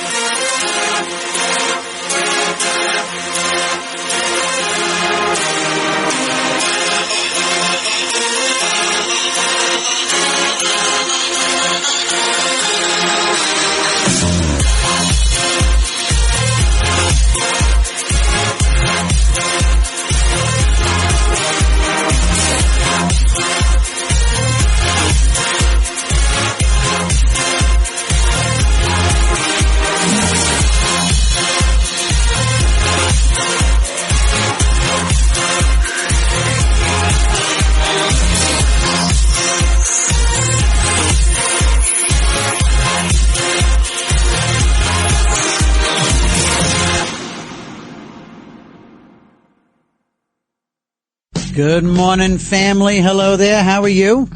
7 minutes past the hour, right here from the very heart of Midtown East Manhattan, broadcasting all over the country. It's another side of midnight with TJ McCormick on the Red Apple Audio Networks from Sea to Shining Sea. All right, I'm sorry, that's a little tacky. It's a little overused. Sea to Shining Sea. Sorry, I heard myself say it. And as it came out of my mouth, I was like, don't be typical. Anyway, so yes, we are, here rolling along. It's, like I said, 7 minutes after, and we're talking about a bunch of stuff, kind of typical for our program here. We talk about a lot of things, stream of consciousness, the calls drive it, my odd brain drives it, spur of the moment, stream of consciousness conversation and, perusing of different subjects and topics. And, one thing begets another. And, to put it biblically, just in the last few minutes was talking about, how, it was a Halloween story, how Westchester County here in New York, a county that, borders New York City, gets a lot of things wrong. It's a 3-1 Democrat town. They get a lot of things wrong. County Executive Ken Jenkins is an absolute tragedy and an embarrassment. He's being, challenged by, a woman named Christine Schulte, who would be she is the first woman to run for Westchester County Executive. Full disclosure, I know her. She's a friend, and I have consulted on her campaign. But anyway, it's an interesting race going on there in Westchester. And but anyway, so I was doing a story or I was reading this story from the New York Post about how Westchester, again, a broken clock, right, twice a day, as awful and backwards and stupid as most of the leadership is in Westchester County these days. They required pedophiles, sex offenders, etc., convicted sex offenders, and even people who were like in the process of being adjudicated, required them to attend like a 4 or 5 hour marathon sexual deviancy training session at a big arena in Westchester to basically just get them the hell off the streets and away from kids. Brilliant idea. And that sort of led us to this little trendy little thing known as non-offending pedophiles. And that led us to the website for Johns Hopkins University, like the big doctor school in America, arguably one of the most respected in all the land.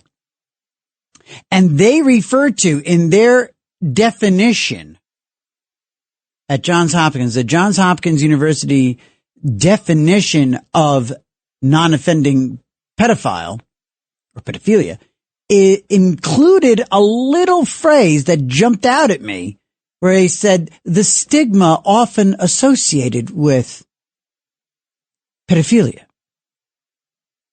which I was like, woo, woo, woo, woo, woo. That's usually like an apologetic phrase or a what can we do for these people terminology. And that's usually followed very closely by a movement to destigmatize whomever. We have just come through like a 10-year period of destigmatizing trans people who, again, treat everybody with respect, treat everybody with dignity, but do not require me to buy into your fantasy, your delusions, and your mental illness. But I will absolutely call you Christine or Christopher, whatever you want, a flippity-floppity, whatever you want. I'll call you that. Great. I'm happy to do that. But I ain't going to believe that you're a girl or that you're a guy. It's how you were born. Anyway. That being said, that was really something else, seeing that in the Johns Hopkins. So right away, we got something on our radar, don't we? Right away, we have something on our radar now when it comes to this non-offending. I've had my eye on this non-offending pedophile thing. It's been soft rolled for quite a few years now. And I wonder if they're making their move. We'll see. 1-800-848-9222. Talking about that. Talking about Halloween memories. We had a nice, fun little opening hour. We talked about like the evolution of Halloween for us as we go through our childhood and then into adulthood and having kids, and then it sort of starts all over again, like Christmas and other traditions and holidays. It starts all over again when you have children, and then as adults, for adults, Halloween takes on a whole different thing, and it's almost always driven by the women, and it's almost always really just a bunch of dudes hoping that the hot moms wear hot costumes. And they always do.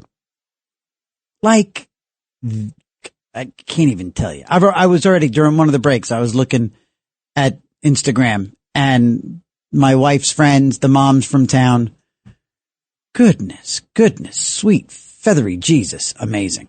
Lost a caller that I was going to go right to that caller on, I think, Long Island. A neighbor got caught. Who was that? A neighbor got caught up in, if you're still listening, call back. Neighbor was caught up in a pedophile ring. Call back. I was going to go right to you right now. If you're listening, if you're still there, definitely come back. I was going to go right to you. Somebody on Long Island, I think it was, whose neighbor got caught up in a pedophile ring. I'm dying to hear that. His name was Joe. Was it Joe? All right, Joe, call back, Joe. 1-800-848-9222. Sorry, I know you were waiting a long time. Sorry, Joe. Let's go to Patty in Mamaroneck. Patty, good morning, Patty. Good morning, TJ. Hey. I called about the immigration Westchester status with Jenkins and Latimer. Yeah. I'm living it. I'm being evicted from my house this whole summer. I've been fighting it. Yeah. And I wrote them both. I got injured in the bathroom from slip and falls with leaks. Ugh. So the landlord wants me out. I've been here 15 years. I have had such trouble finding housing that I can afford. I'm on all kinds of lists throughout Westchester. Oh. I ran into Latimer at that protest outside my house 2 weeks ago. Great, yeah, your weekend guests, yeah. Yeah, the visitors. Mm-hmm. And I told him, I said, I'm in a pickle. I wrote you a letter. He said, oh, well, look for it. Yeah. You know, I do know him from the area. Look. And George I'm getting is nowhere. I'm about to be evicted on the 19th. I'm going to be out on the street with my 2 dogs and my 2 cats. No. There's We can't have that. No place for me to go. We can't have that. So on what basis? I mean, look, we always hear, and if anybody has any advice for Patty, 1-800-848-9222. If you're a whiz of a real estate attorney. Listen, all the motels, everything is full of immigrants till the end of the year. They're paid for by the Biden administration. Mm-hmm. I can't get in anywhere. Patty, but okay, well, let me ask you this though. The root, Kamala's favorite phrase, the root cause of it. What? Now, I understand that. Okay, so you're on some version of disability. So it's not like you've got the biggest budget in the world. Okay, so I think I'm kind of. TJ, I've worked my whole life. I cashed in my 401k, gave it to the landlord. I've done everything. I've been to every agency. I even changed my career. I'm no longer a dog groomer. Now I do home care services, even though I'm disabled. Oh my God. Okay. And one agency says I make too much. One agency says I make too little. I have to go to social services. I can't believe it. I've been there 10 times this summer. What I've been going through is crazy. Patty, tell me this. All we hear, though. I'm getting over a broken neck and a broken femur. So, okay. I have nerve damage. Jesus Christ. But tell me this, Patty. We all hear in the news all the time how, you got squatters, you got tenants' rights, you got people who just, landlords cannot get bad people, freeloaders out of their properties. And here you are. Not a freeloader. Here you are, somebody in good standing. What is the grounds upon which the landlord wants you out? In the rent. I owe him back rent. How much? That's the law. If you don't mind, just curious. A lot. Okay, a year, over a year. All right. My rent's $1,300, and I owe him over a year. Oof. All right. He said I could stay if I didn't go after him legally, but I had to because I'm deformed now. Oh my God! It's and like I don't know what to, I don't know. And it was his bathroom. It was his leaks. It was his leaky bathroom. Oh God, yeah, yeah. Oh yeah. I have video and everything. Oh my God. Oh, Patty. I was in the hospital with the neck 10 days. With the femur, I was in the hospital over 30 days. They had me away. And so, year. Oh God, Patty, I'm sorry. Are we expecting your friends tomorrow? Are they going to be there for like they always are I'll be out there. Today on a Saturday? Listen, yeah. I have trouble getting the videos to you because I'm not technically a genius. You post them, but I get them when you put them on Twitter. Twitter. Oh, okay. I didn't know if you were getting them. But I'll be out there. I'm going to be doing my thing. All right, Patty. Love you. Hang in there, lady. Get better. We'll talk to you, Patty. 1-800-848-9222. 1-800-848-9222. Let's see here. Let's get over to Rick in Mount Vernon. Rick, good morning. Good morning. Hey there. Couple of things. Yes, sir. The last caller. Yeah.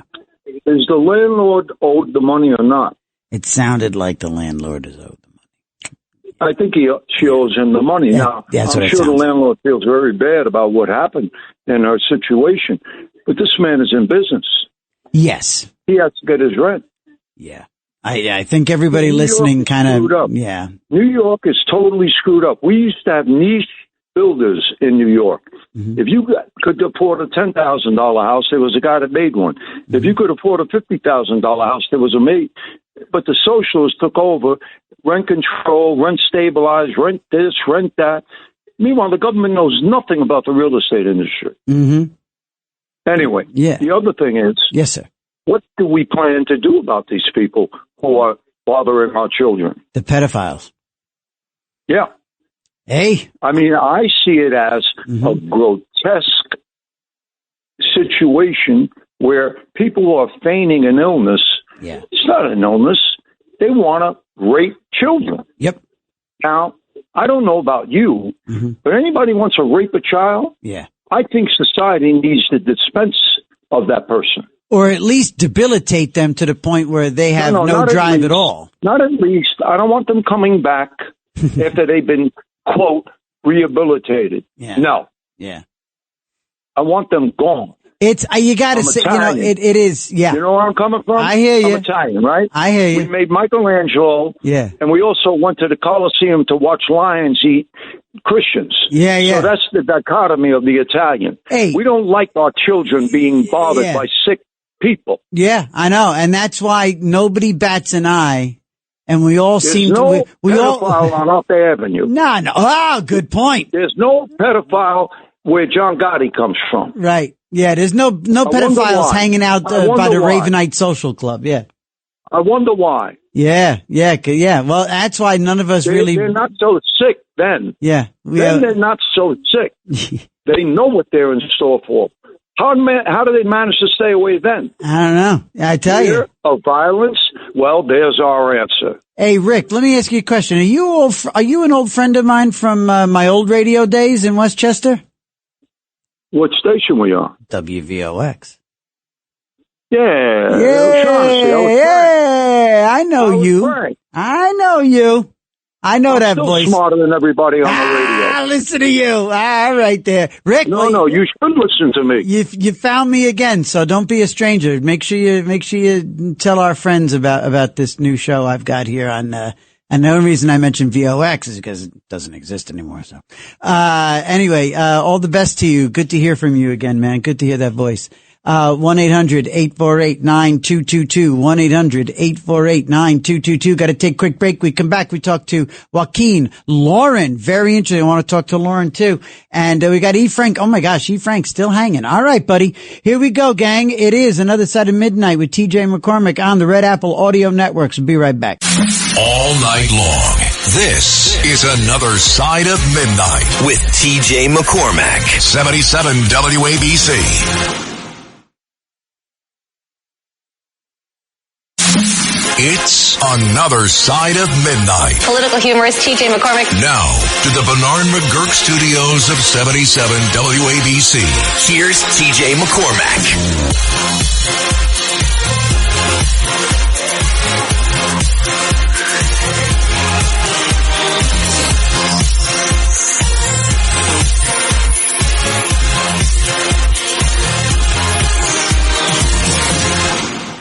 Well, in taking a look at social media during the break, I just have to.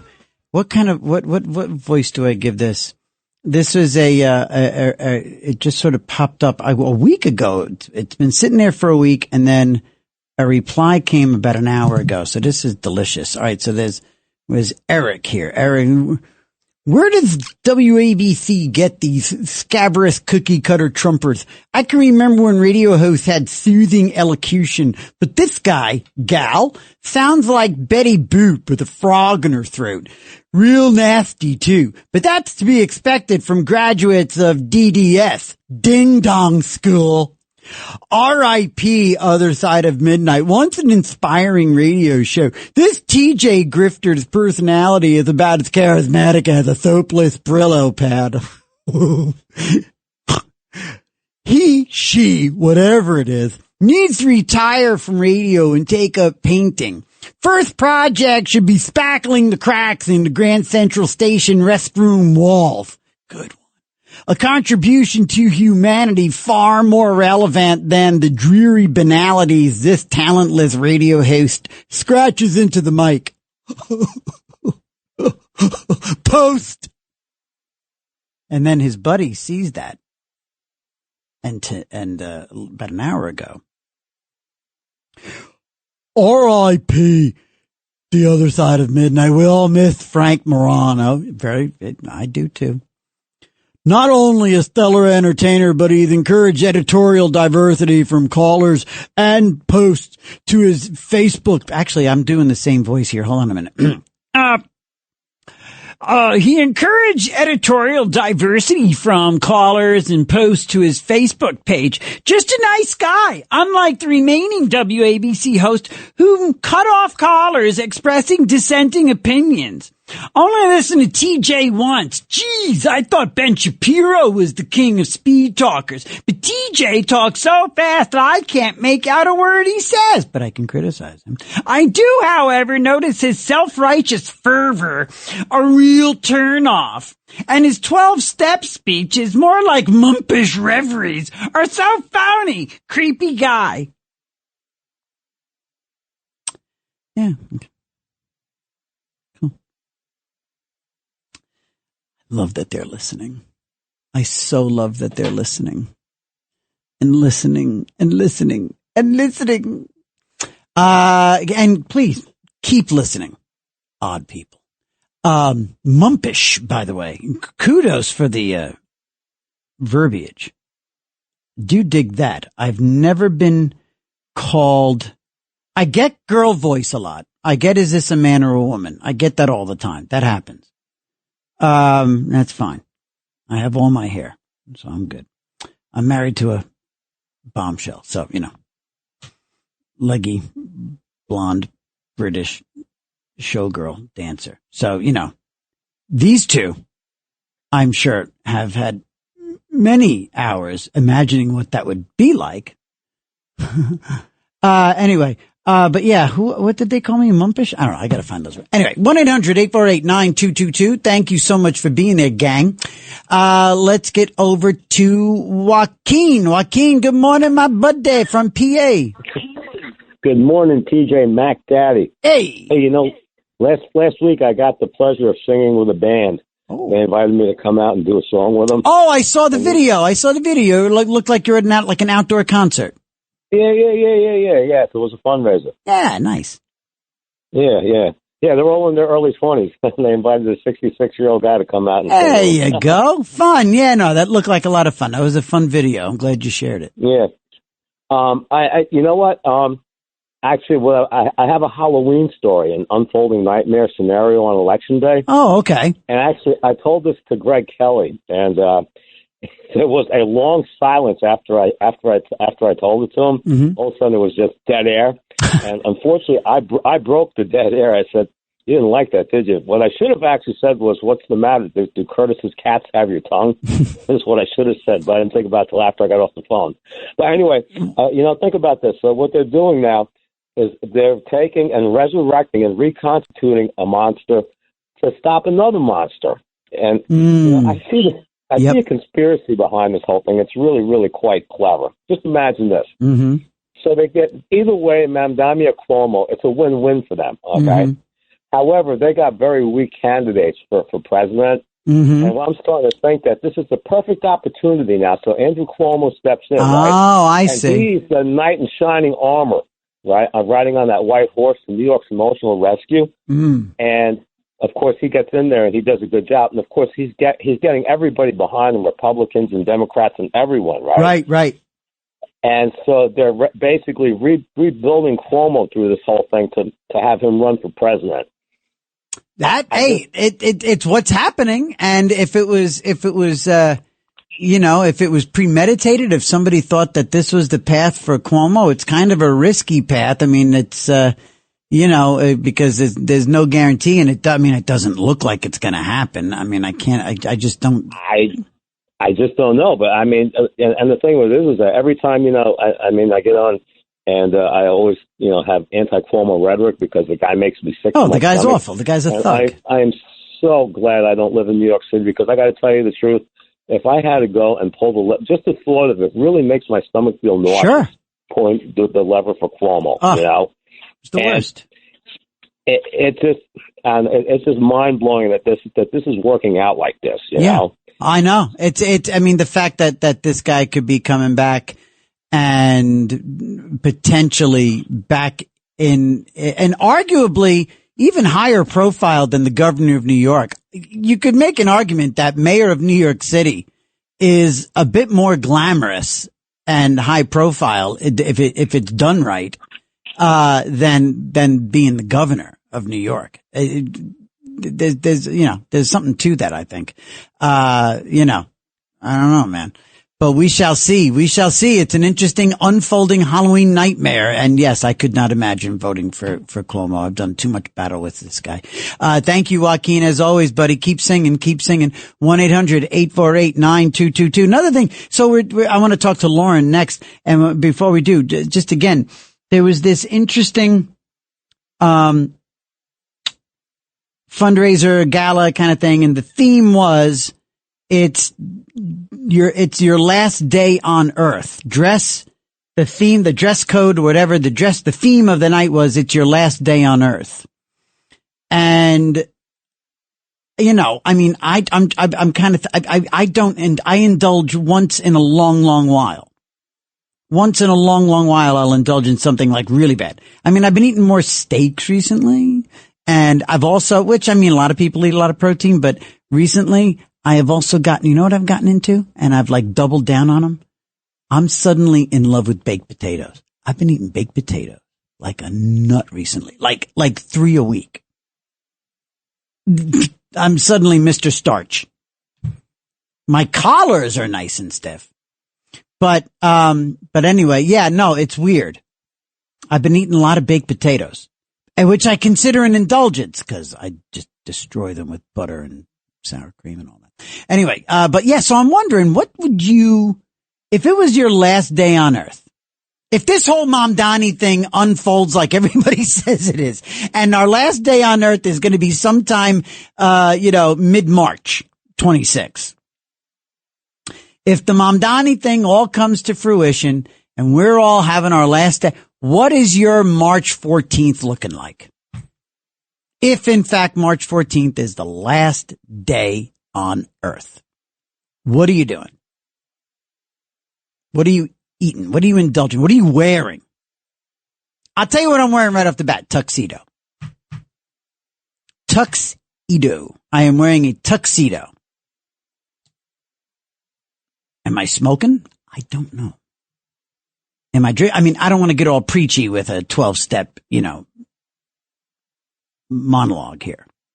But it is recovery time, by the way. It is recovery. If you have any questions, any thoughts, any concerns, any burning desires, if you think you have a problem, if you think that you are powerless over drugs or alcohol or spending money or gambling or any, and your life is unmanageable, or if that is the situation that a loved one is in, or a dear friend or a buddy or a neighbor or a coworker, 1-800-848-9222. 1-800-848-9222. We covered that in this hour every Saturday morning here on Another Side of Midnight. Let's quickly pop over to Lauren on line 5. Good morning, Lauren. Good morning, TJ. Hi and there. Hi. Well, I for one have never mistaken you for a woman. Thank you. And that intro to Toto, Yes. it's not just because I'm a longtime keyboardist, but anyone hearing that intro, they know exactly. Totally. what's David coming. Page. David Page, I think is the name of the keyboardist for Toto. And, yeah. He produced a song actually for my wife's group back in the 2000s. But yeah, that is an incredible riff on the keyboard. Uh-huh. Oh yeah. So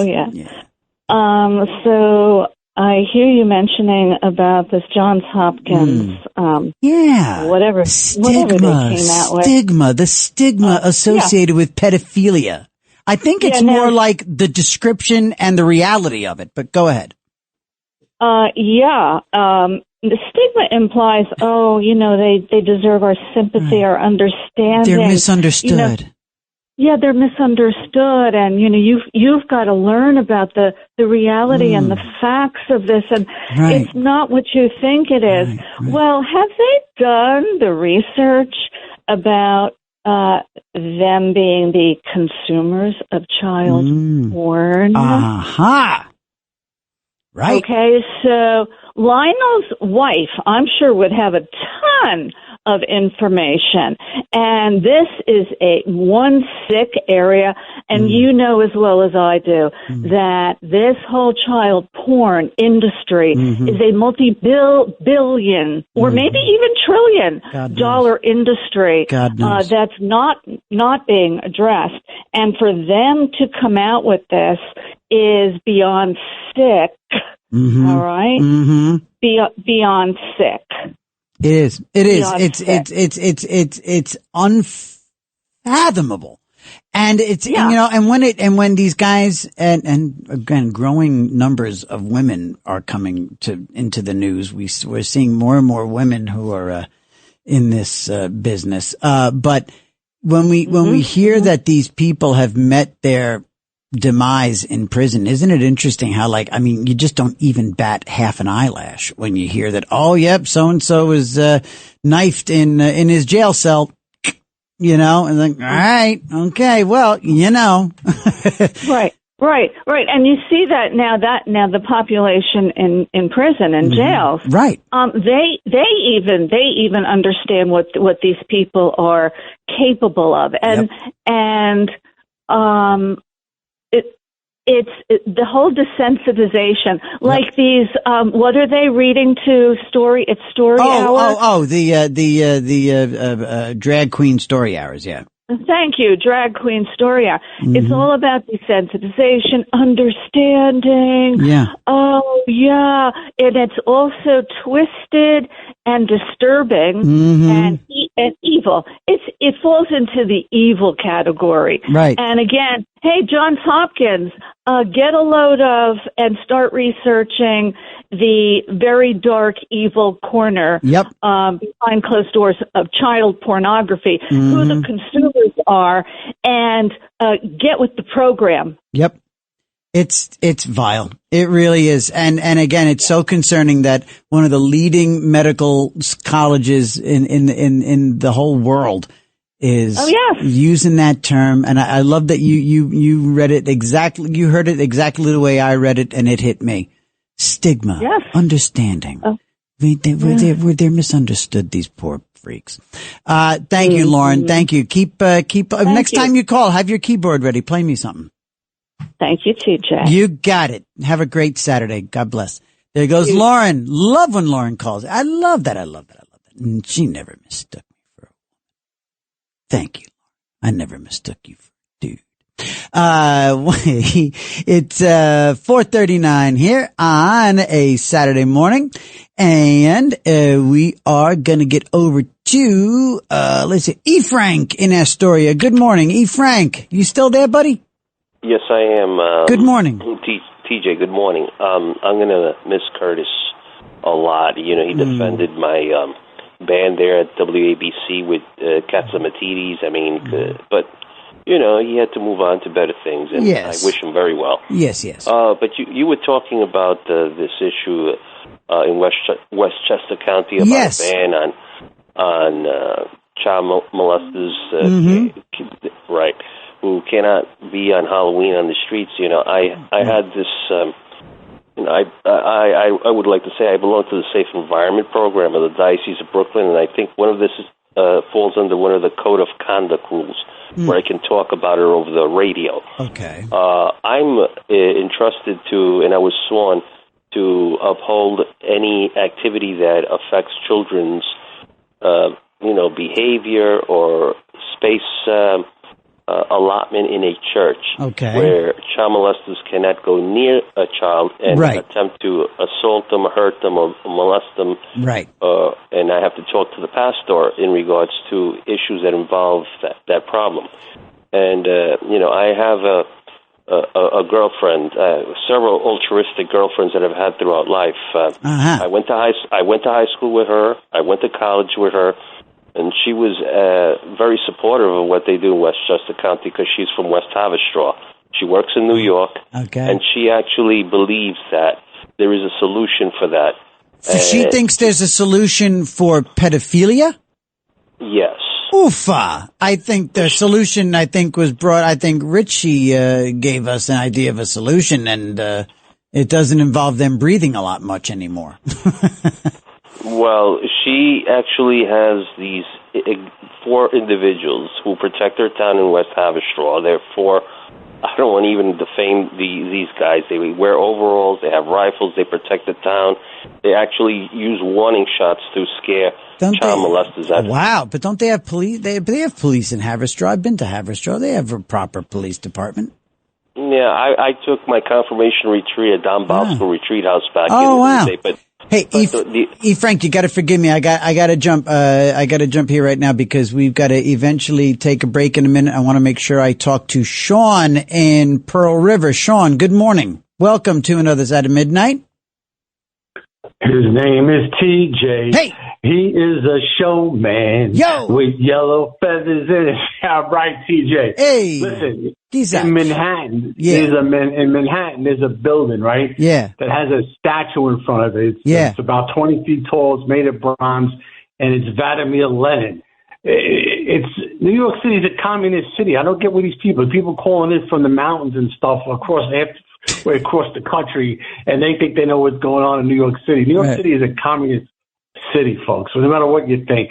And my advice to Curtis, too, when he has these press conferences down in the subway, he's got to bring one of those, soundproof walls with him and stuff. Yeah, it's a little noisy. For a presser. Right, we don't hear the 4 trains squealing and stuff like that. Yeah. And it is true. And we grew up with the Italians. You grew up and I grew up with them. In the Italian American neighborhood, the parishes, there was never any scandals or anything that we ever heard of with anybody, with priests or anything, because they knew better not to do it in those neighborhoods. Yeah. And if Mandami gets elected, I think the rents are going to go up in the Italian neighborhoods because they're the safest neighborhoods on the planet, no matter how anybody feels about it. And I just like to, people have been getting on Curtis's case. Listen, it's the 65 Immigration Act kicked in. Curtis got nothing to do with it. You want to blame people, make up all these stories about who's going to win. Mandami and Cuomo are splitting the communist vote. They're the ones splitting the vote. That's the vote that's really available in New York City. But I like to do something right now because it's been a long time coming. Okay. And this is the highest honor. You ready for this? Go ahead, baby. That a civilian can receive in New York City. All right. I am honoring Curtis Sliwa as an honorary Bronx boy tonight. He is now officially an honorary Bronx boy. That's the highest honor civilian can get. God bless. Wow. That is a kind, generous, over the top, unbelievable civilian honor. That's nice. Way to go. Good stuff. I'm sure Curtis is touched. And by the way, you know what? On the heels of those comments about crime and the city being the way it is, just again, listen up listen to what I'm telling you right here, right now. We are asking you to sound off on the big issues impacting voters this coming election day, November 4th. Big election day. It's nuts. And from now through election day, through the 4th, you can go to WABCRadio.com/election and you can vote. We're talking, in this particular case, this subject you can weigh in on, crime, cost of living, transportation, anti-Semitism, all of it, crime and police empowerment. So here's the question that you can go and weigh in on, over at WABCRadio.com/election. How important is fighting crime and empowering the police? How important is that? Cuomo is proposing to add 5,000 police officers to the NYPD and to restore staffing levels. That's where Cuomo's going. That sounds very Cuomo-esque, doesn't it? Mamdani wants social and mental health outreach workers to respond to crimes involving mentally unstable individuals. Okay? Cuomo proposing adding 5,000 officers and restoring NYPD staffing levels. Mamdani wants social and mental health outreach workers to respond to crimes involving the mentally unstable. All right. So go right now, sometime between now and election day. And there's a lot of topics we're going to be covering with this, but between now and election day, you can go to WABCRadio.com/election and vote.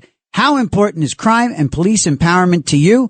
WABCRadio.com/election. Go there and vote now. And, again, still part of this program, 1-800-848-9222. I'm just curious. And by the way, we are winding down now the, recovery, portion of the program. When we touch on it this hour every Saturday morning.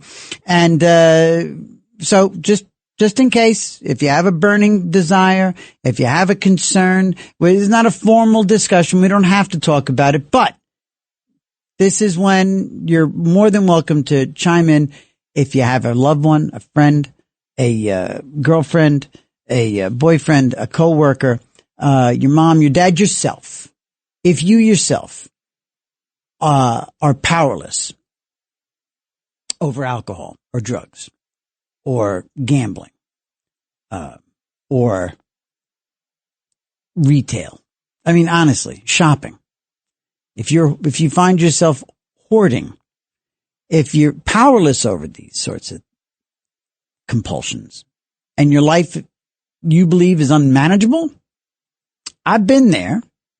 I know plenty of people have been there and happy to just sort of air it out a little bit.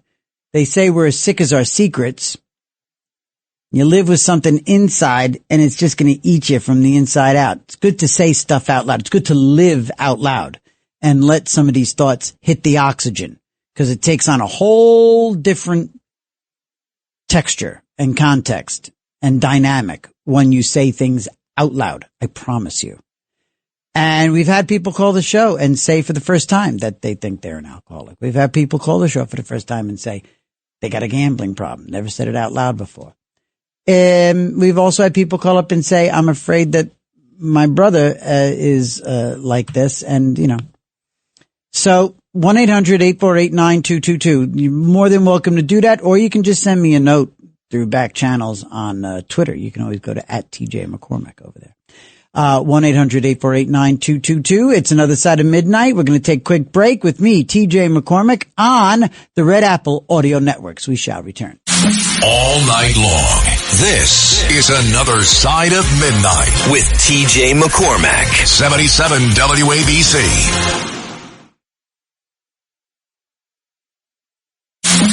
It's another side of midnight. Political humorist TJ McCormick. Now to the Bernard McGurk studios of 77 WABC. Here's TJ McCormack.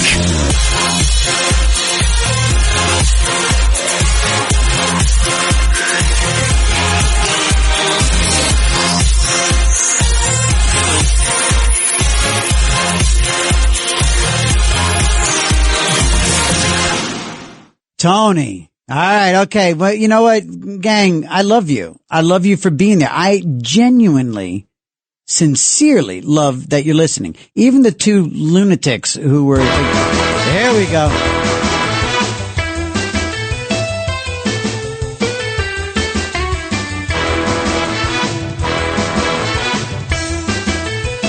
You ask, we deliver.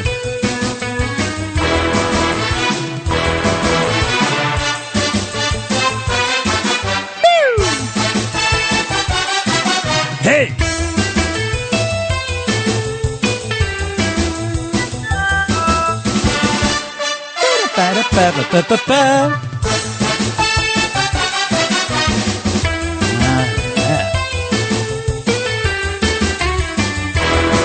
All right. All the gang is there. Speaking of Twitter, we got Patty over there. We got Dominic Carter is active as we speak. The legendary Dominic Carter. Good man, good buddy. Great radio host. Dominic Carter over there. Patty is there. George Rock, who made that request. There you go, George. The lovely Catherine. Catherine, hello. Marianne, hello, ladies. And Poodle Doodle opinions, as well as a few others. Thank you so much for populating that fantastic feed that grows and grows and grows every week with the show. Thank you so much. The two lunatics notwithstanding. Who could be bumpish? This guy. Funny. Yeah. I normally don't take the bait, but I'm not even taking the bait. I'm enjoying the discourse. I might even really like that course over there. We'll see what happens. Anyway, 1-800-848-9222. Talking a little bit also about, what we would indulge in. So yeah, if it was my last day on Earth, I'll be honest. I would definitely wear a tuxedo. I would have to have comedy on. I'd have to have some great comedy. Would it be Mel Brooks? Would it be Steve Martin? Would it be the Marx Brothers? Maybe a yes, all of the above. Jerry Lewis. I'd need to go out with some endorphins. So there'd have to be an 80s, college sex romp also on the TV. I'm talking endorphins. I'd have to feel good. You know what I mean? Tuxedo, Sinatra, Dean Martin. Yes, I think if I'm being completely honest, I would probably smoke cigarettes. I would smoke. Yes, I would. I don't think I'd drink.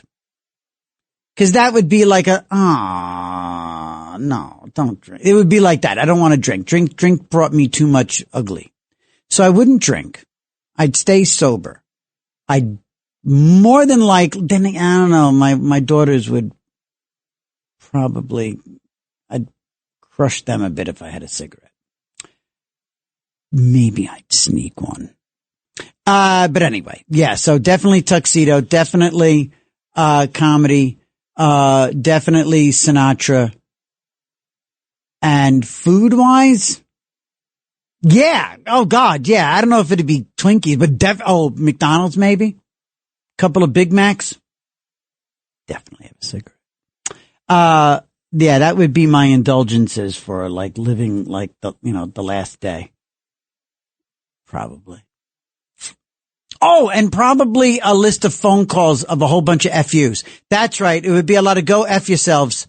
Yes. Oh my God. How can you imagine? See, that would be my big regret. If it was our last day on Earth and the Mamdani thing finally brought us to our knees and I was floating up to heaven and I didn't tell about a few people to F off, that would be it. I'd be going up to heaven with a regret. I'd be going, I can't believe I forgot to tell so-and-so. A couple of them are somewhat related to me. There's even a family member I would probably get a last shot in. Because again, Italians have vendettas, Irish have grudges. The Irish have grudges. Mike in South Carolina, bring us home, baby. Thank you, TJ.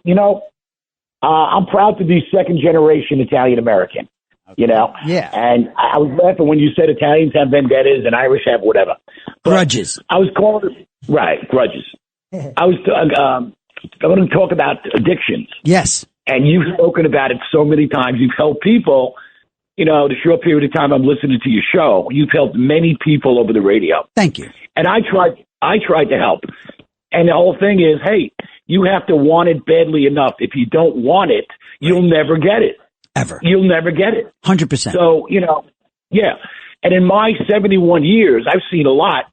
And so talk radio, you know, I'm listening to WABC a little over 35 years when my daughter was born. Yeah. Wow. So I enjoy your show, and you give positive vibes. Oh, you're good, man. Everyone who, yeah, man. Thank you. So, all right, TJ, listen, enjoy. Yes. I still got some Halloween candy left over for the kids, so I'll do a little munch later on. There you go. But excellent. All right. Mike, we'll talk to you again, baby. Love you.